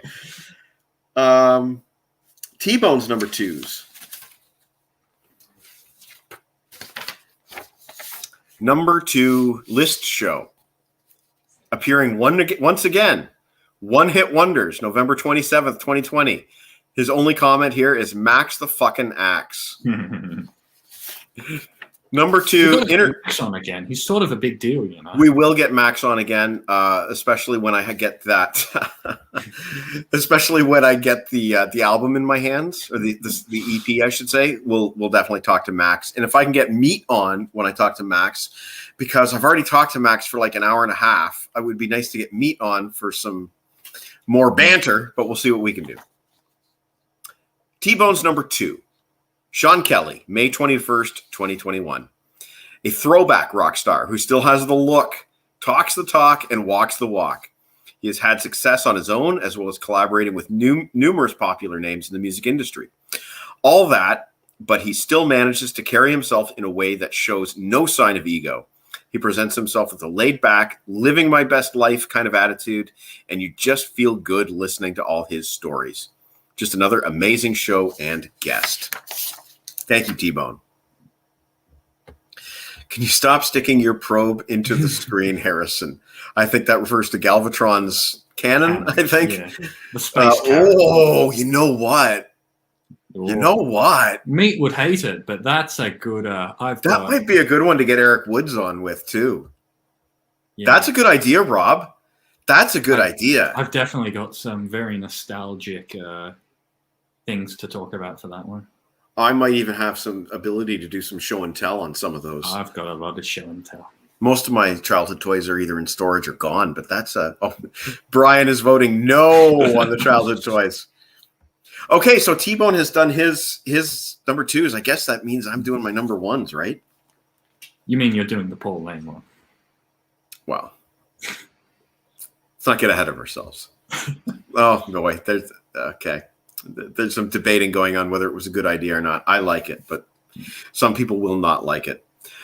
My number 1 show for the regular non-interviews, kind of a selfish pick, but that's what tonight is about.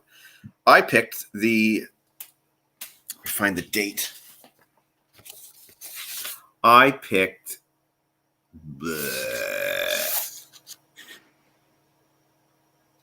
sorry, I just need to find the date. There it is, July 31st, 2020. I called it the Nostalgia Stream, but what it was a series of childhood stories about me and my best friend Bob growing up.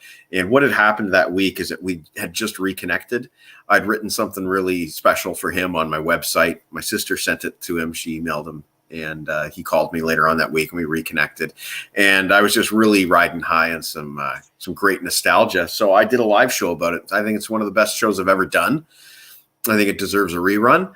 But that was my number 1 for my list shows. And again, it's a selfish pick. Nobody else picked it, but that one was all about me, basically. And yeah, my number 1 interview, you called it. It was Mr. Paul Lane. Paul Lane is an incredible individual. I would say no ego with him as well. Same thing that applied to Sean Kelly. Really open, great stories, fantastic talent. Fantastic hair. But again, the most memorable moment for the Paul Lane episode was when I asked him, which member of KISS did you dress up as when you were a kid? And he responded, music was forbidden in my house when I was growing up. And we talked about leaving home at like age 13 or whatever it was. And he started working and making money. And I believe he had I can't remember, I think it was a music management company that he started and sold to finance his first demos and get Bruce Fairbairn as his producer. What an incredible story that guy had. And again, it just asking that very innocent KISS question and leading to that real openness was a very special moment for me. I feel that it was my best interview that I've ever done. Jon Snow, obviously, for him. And bucket list. It wasn't on my bucket list until I did it and realized it was on my bucket list. And yeah, my mom really enjoyed the Pauline. I have done a lot of similar stuff to this, so I'm not 100% sure, but we'll see. And yeah, Cop would have the Wiggles at number one. Well, we'll see. We'll see. I didn't even remember that they were Australian until I asked, "Oh yeah, what was with the Wiggles thing at the intro of the HPE Triple M?" That was so funny when he sent that to me, and you were all the Wiggles in that picture. That was so funny. I didn't even notice that it was the face swap as well until I rewatched it, because I was still like processing what I was seeing at the very first time I saw it. Yeah, I sort of went by without noticing it. But I will say that does remind me that one of the first CDs I ever remember listening to was a Wiggles CD. Along with the Led Zeppelin CD on my dad. He had these two big speakers and he played Led Zeppelin loud. And the Wiggles for you. Yes. I'm glad that you listened to good music today and not still the Wiggles. But to each their own. I have nothing against the Wiggles. Meat says he's heard lots of Wiggles in his day. But what is your real number one? All right. It is Priest 2. Priest 1 was fun. It was fun. It was the historical show, but there were some technical difficulties. And the truth of the matter is, Priest 2 just had more people, so there was more fun. We had Snow and we had Jeff. Yeah, Jeff. Yeah, Jon Snow as well. It was nice to have another new perspective to the band. Yep. If I'd thought of Lana sooner, I'd probably have asked her to come on as well, because I know she'd be on Priest. And like, considering how much I disliked Priest before this all LeBrain train started, they've become a real part of my identity in this community, for better or for worse. And I'm happy to say that I don't feel strongly negative like I used to. The Priest show was just fun. It was fun to revisit and actually give a proper list more reflective of my tastes, because I had changed by that point. And just Priest. I had a great time with Priest too. I think it was one of the best shows we've done as well. I think the first Priest show was really good, but I know you feel dated because your taste, like you said, your more modern list is more reflective of your tastes. And but I really enjoyed that first one. It was your first appearance in the show. The second one was the anniversary of your first appearance in the show, and technically it was better. And yeah, having Jeff and John on was great. John just finished reviewing all those albums. He just did Nostradamus this week. Brought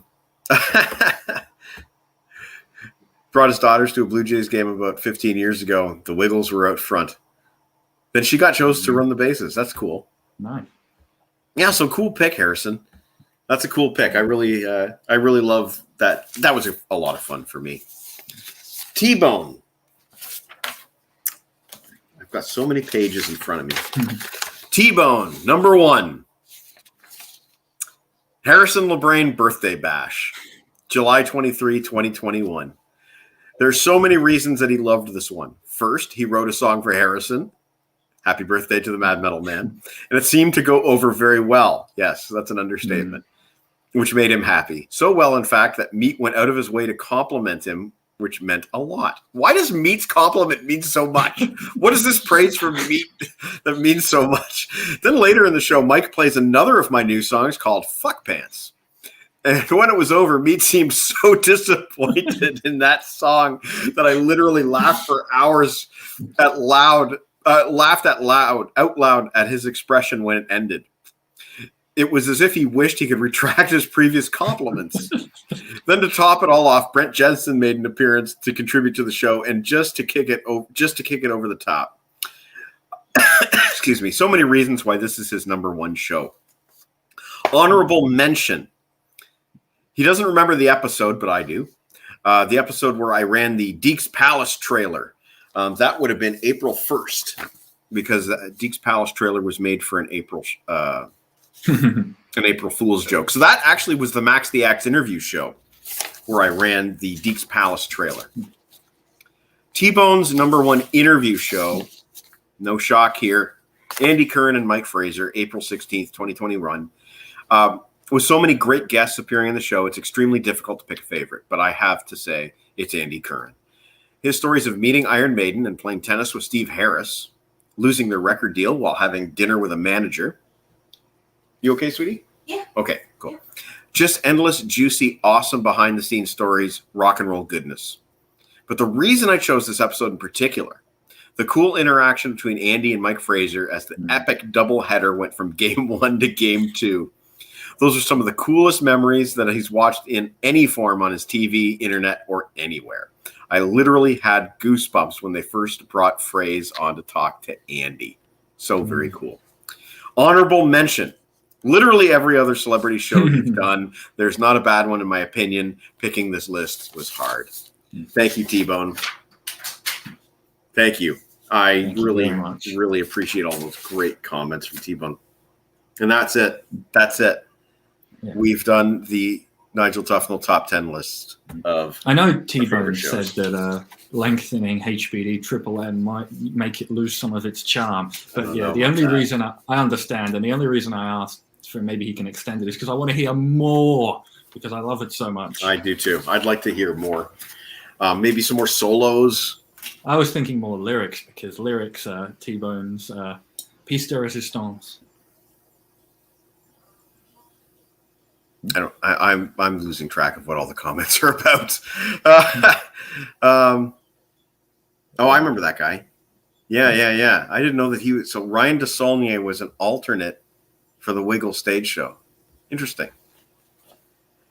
You know, we have run down so many great episodes, but there's some interesting moments of evolution to talk about. We did those first 4 shows, and I felt like I was running out of steam. Didn't know what else to talk about. So we started getting comments from readers and viewers, and that's when we started doing things like somebody asked me to talk about every Judas Priest album. So I did a show on the complete Judas Priest. And then he asked me, do a show on your favorite vinyl. So I grabbed some of my favorite vinyl out of my closet. And how about box sets? Okay, well, I'll grab some box sets out of my closet. But eventually I'm like, what do I talk about anymore? Like, I can't keep doing vinyl and box sets. Like, I'm out of ideas.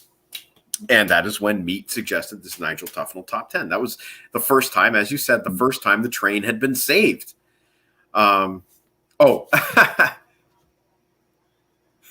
Yes.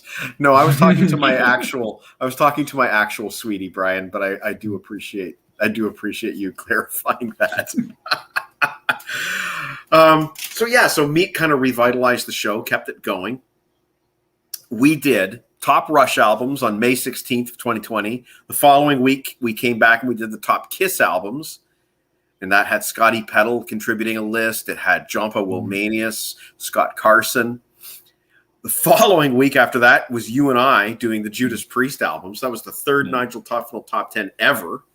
And speaking of Priest One and Evolution, at some point I wouldn't mind showing that a picture of my setup for that show, because it has evolved since. You emailed that to me. I'll put that up. Yeah. Perhaps at the end I can just give a bit of a talk about that, because it was a bit fun.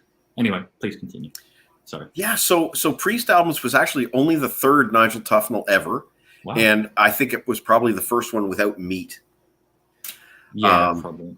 The following week, we did another Nigel Tufnell top 10, but it was a tribute to my uncle Don, who had just passed. So that one was kind of done with my family members. We did a Nigel Tufnell top 10 as our fourth Nigel Tufnell top 10, a tribute to my uncle.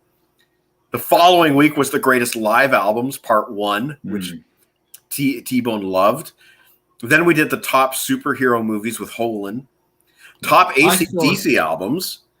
Sorry. Just about superhero movies, you know. I know it's not the most fondly remembered in terms of the technical limitations of how we conducted it, but back then I still thought that talking about movies was a nice fresh thing to talk about, you know, because it is. That was fun.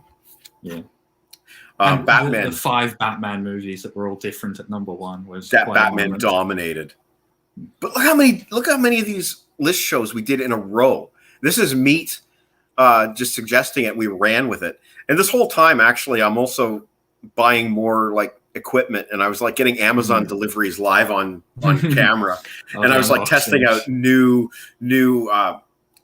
microphones and cables and all this new cameras. So like every week on camera. Right, exactly. There was so much going on. Top superhero movies, top AC/DC albums, top ballads, which meet again. That was a great show. Then we did a second top live albums. And only then did we take a break from the Nigel Tofnell top 10 format.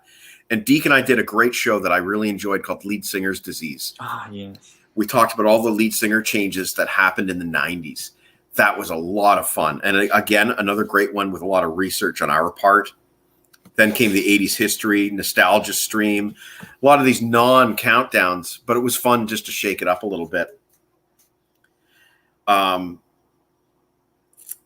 More countdowns than we did our very first interview with Stormforce, and that was all Deke earning his tag, Balls of Steel. Yeah.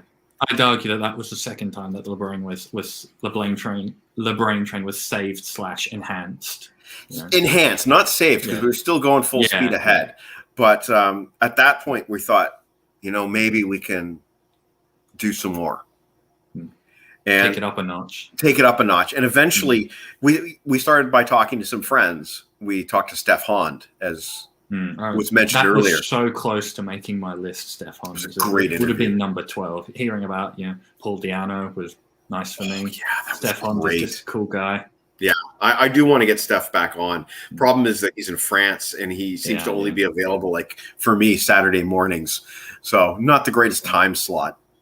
But we did Steph. Then the next interview we did was Frank Lafredo, who had just recently been the subject of that movie, Crocs and Rolls. And then Brent Jensen. Once we had Brent Jensen under our belt, then Deke got – was it Deke or was it Meat? Deke got Martin Popoff. Yeah, Deke got Martin Popoff.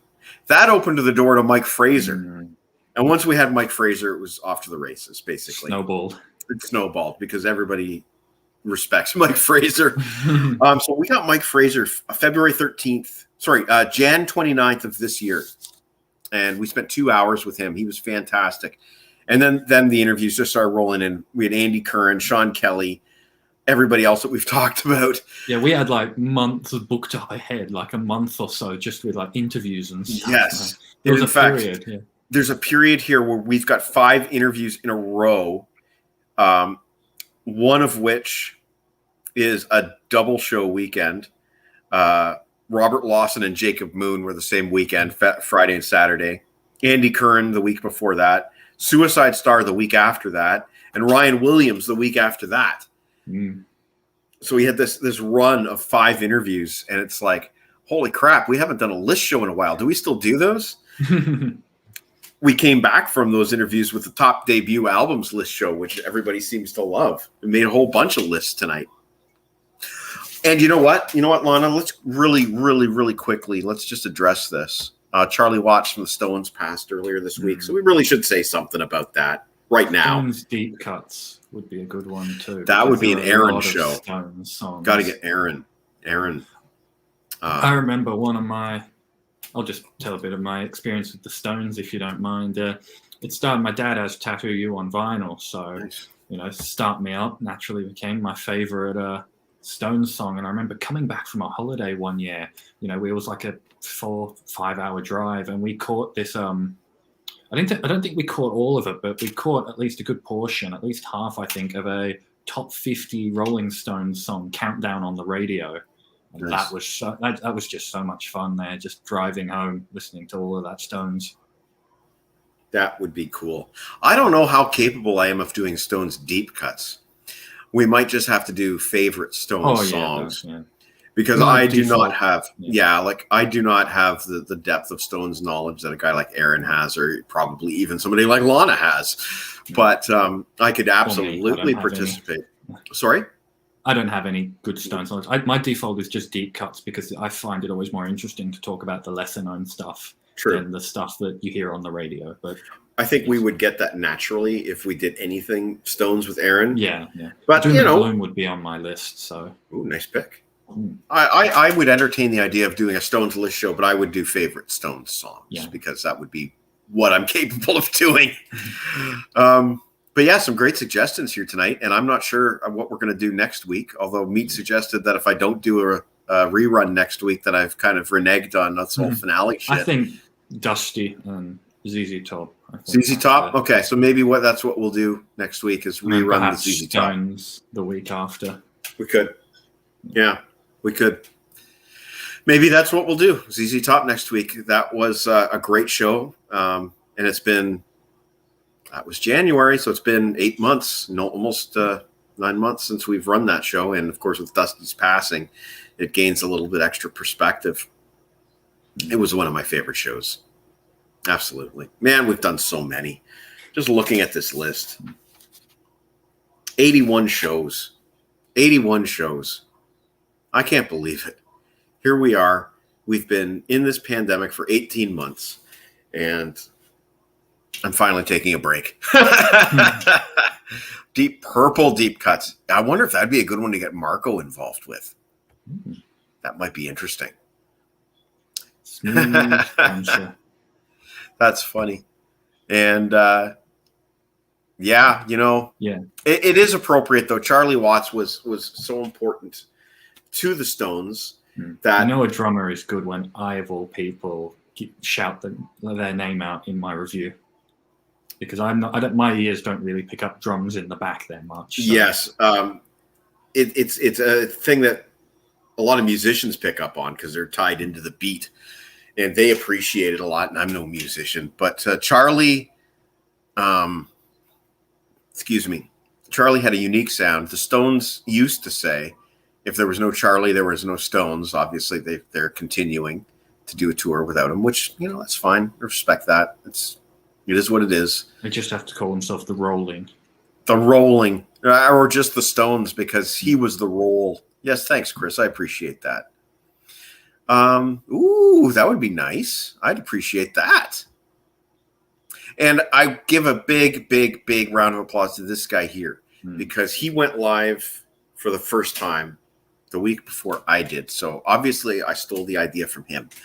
And he's still going. And you should check out his show on Wednesdays. And also tonight, check out Visions and Sound. But this is the guy that went live first. And I thought, well, hell, I guess I can do it too. That would be great. See, there's so many great ideas. It's just, I do need a break. And maybe next week, the ZZ Top show, nice long weekend, take a break and not have to do one live. That might be a nice thing. I'd really enjoy rewatching some of these shows myself. There's so many. Like, how many hours? You figure 81 shows multiplied by an average of probably a low estimate for average would be 2 hours. I'd be like, low estimate. Yeah, right. Yes. So you multiply. Right. Yeah. Like, nobody's ever going to watch all of these shows. Nobody. I like to say borrowed. Okay. That, I appreciate, Rob. I stole it from you, though. Yeah. So, like, reruns make sense. After you've got that many hours, let's play a rerun. Let's get some of these hours back in the spotlight that they deserve to be. And it's also kind of funny because when I was doing the live test earlier this week, that T-Bone episode, that was from December, and we're all dressed in warm clothing. Deke's got a freaking hoodie on, and it's like, it's so obvious that it's cold. And to me, it was obvious that it was not live. I kind of look forward to that kind of thing too, seeing some winter episodes where we're all bundled up. Of course, you are in winter right now. Yeah, we're just in the tail end. We had, like, of the 31 days in July, I think it rained something like 28 of them. We had, like, possibly the wettest July ever. It was really nice. But now it's August, and it's winter has sort of forgotten that it's supposed to be winter now. So it's starting to warm. Yeah. Well, it is very warm here. I'll tell you that. It is very hot. It has been a hot summer. Well, Harrison, I think I've said everything that I wanted to say tonight. I've just got one last picture to... Right, yes. Okay, so you emailed me this picture. This is your setup that you had for the very first... I just thought it would be fun to just talk a little bit about how my setup changed. If I had the foresight, I would have taken a photo to represent what my original setup looked like when my camera was like you said, falling down all the time. I took it originally for posterity and to remember, but it was able to come in useful for today, just for a bit of fun to talk about. Okay, hang on a second here. I don't know. Try this again. Share. Screen. Chrome tab.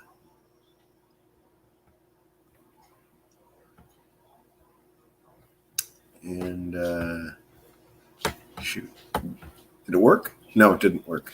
It's too small. Why is that not working? Might have to do what you did for the mural one. Right. Window. There we go. Okay, hopefully this looks better. There we go. Yeah. So that's about Go ahead. Sorry. So, part of the reason why you didn't see the diner in the pre-show is because I was using it there, and I was basically balancing this iPad on portrait mode on the lip of the that balcony bit there, because I had to use something that could use the Facebook app. So it was this iPad. But by the next time I appeared, I had the laptop. So instead of a Lego model it was resting on, it now rests on a big pile of books in order to get it to the right height. But I've basically sort of kept the same general thing in that the list goes on the left, the drinks go on the right. I've since got a new chair, and because this chair was a bit wider at the base than my other one, I had to shift all this stuff over to that side if I wanted to keep it its place basically where it usually stores. So that's why you don't see the diner anymore. But now you get to see Pulse, and I get to put other stuff up. So not much has changed, but I thought it was just funny that I used a Lego model as a stand earlier. So what you said earlier is actually something I hadn't said everything I wanted to say, apparently. You just reminded me. I wanted to touch on the difficulties that we had at the very beginning because we had to use Facebook Live. So God, the playback, that was annoying. Right. Oh my God. There was an audio lag issue, but originally the only way that I could live stream was on a phone with Facebook Live. So like you said earlier, I used to have it propped up and it used to tip over. And then I moved my operations outdoors, and I literally had my phone like on a ledge in my balcony.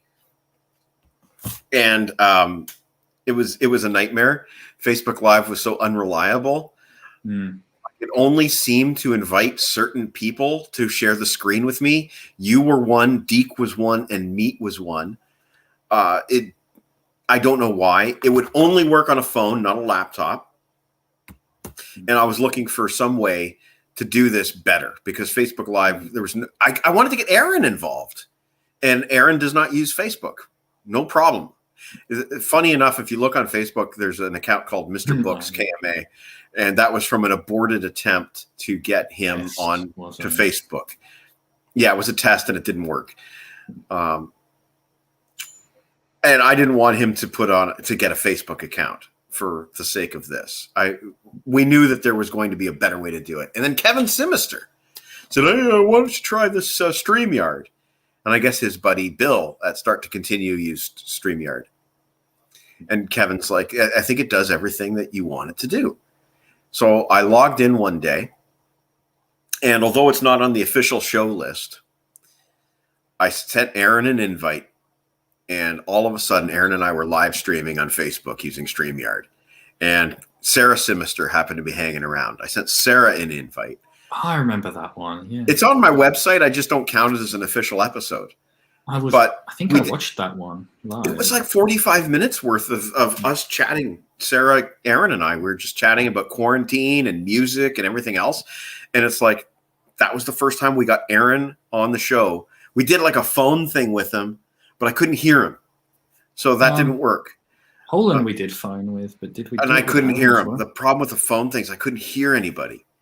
That was funny because I heard the phone. Well, I was watching the Holland one with the phone, and I heard that. I heard it loud and clear through my computer. So my experience sitting in front of the computer and trying to do it, I could not hear anything. So just I never knew that. Sorry. Yeah, like I was trying to get him and Deke to talk to each other, and it wasn't working for me. I could hear nothing. So it was a dead end. We knew that the phone thing wasn't going to work long term, and StreamYard saved the day. So, Kevin is yet another person who saved the show. We've got 3 people who have saved the show. We got Meat who saved the show. We got Kevin, and we got Dar. And then T-Bone and Deke basically took it up another notch. Yeah, man. T-Bone with all the original music and videos that I've been able to play. And Deke with his balls of steel and the graphics. And Sage, too. Giving credit where credit's due. Oh, yes. Sage with the original LeBrain train graphics that T-Bone still uses that as the basis of most of his graphics. He throws that train that Sage did. Sage's art still lives on as well, even though I haven't used Sage in a while because T-Bone. Sage, I respect and I pay for everything that Sage has done, and T-Bone does it for free. But that's just, he's such a nice guy, and Sage, it's her business. So. But I would like still to get Sage to design the T-shirts that I still want to do. But shit, man. I mean, this has been a roller coaster of a week. I thought I was quitting earlier in the week. And in a sense, like the live aspect of the show is not going to happen every week anymore. I get to take breaks now, and we're going to do reruns. And it's going to be great. And I think we've decided tonight that it's going to be the ZZ Top show. And I'm cool with that. I'm looking forward to watching the ZZ Top show over again, and depending on what I'm doing next weekend, maybe I'll hang around and drop comments and moderate comments and stuff like that. Who knows? I don't have to. It's great. And that's all Dar. And I think we need to play Ode to Dar one more time tonight, don't you? Yeah. At least. Well, is there... ending now. You know what, Harrison? There is one more thing you wanted to see tonight. Was there? Yeah, there was. I've seen it already. You brought it. You waved it around. That's enough? I thought you wanted to see like me running around in the dark with it. No, that's fine. Okay. I just wanted to see if you still had it. Oh yeah, the lightsaber is still. I might go run around in the dark with the lightsaber anyway, just for fun. It doesn't necessarily have to be live streamed. But okay, so thank you everyone for watching the finale of the weekly show. We're going to do a rerun next week of the ZZ Top Deep Cuts, which is a great fucking show that made a whole shit ton of lists tonight. I don't know what else to say, except I am grateful that people have been watching for these last 18 months. I hope that people enjoy watching the reruns because they'll give me a bit of a break. We will be back at the very latest on September 24th to do the Storm Force interview, but maybe we'll be back sooner than that. Who knows? Sounds like a lot of people have some ideas for stuff they want to do, and nobody seems to give a shit if nobody's watching. Although I do give a shit. It's hard to explain. I don't want to be yelling out into the ether with nobody watching. Yes, I do want to be talking to my friends about music and things that we're passionate about, but I don't know. I guess just because I have ownership of it, I guess my perspective of it is a little bit different. And to me, I've always said the same thing that David Lee Roth has said. It ain't no fucking good without an audience. And fortunately, we still have one. And look at these great, the comments have been fucking great tonight. And so again, anything else you want to say before we play Ode to Dar and call it a night? Nothing much. I don't exactly have anything more than the regular stuff planned today. Coming up. So yeah, take it away, T-Bone, I think. Take it away, T-Bone, and thank you, Dar, for this opportunity to highlight some old shows one more time and to give me a bit of a break going forward. This is a song that I co-wrote with T-Bone Erickson. It's called Ode to Dar. You have a wonderful night, Harrison. And tune in next week, everybody, for the rerun of the ZZ Top Deep Cuts show. Thanks, Harrison. And thanks, Meat, and everybody else. Have a great night. Ode to Dar. Cheers.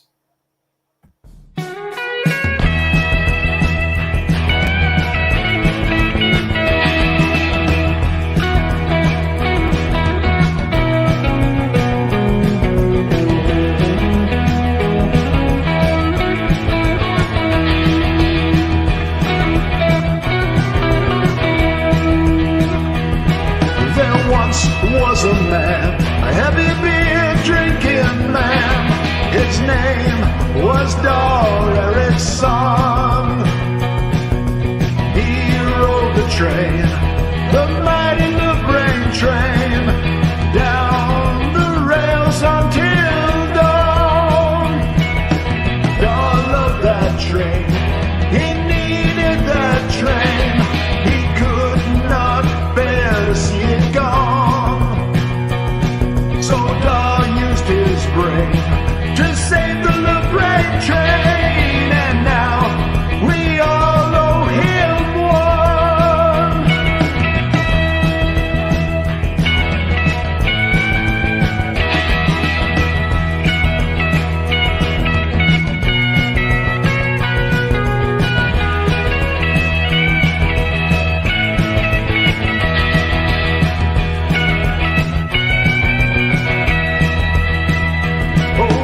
Once was a man, a heavy beer drinking man. His name was Daw Erickson.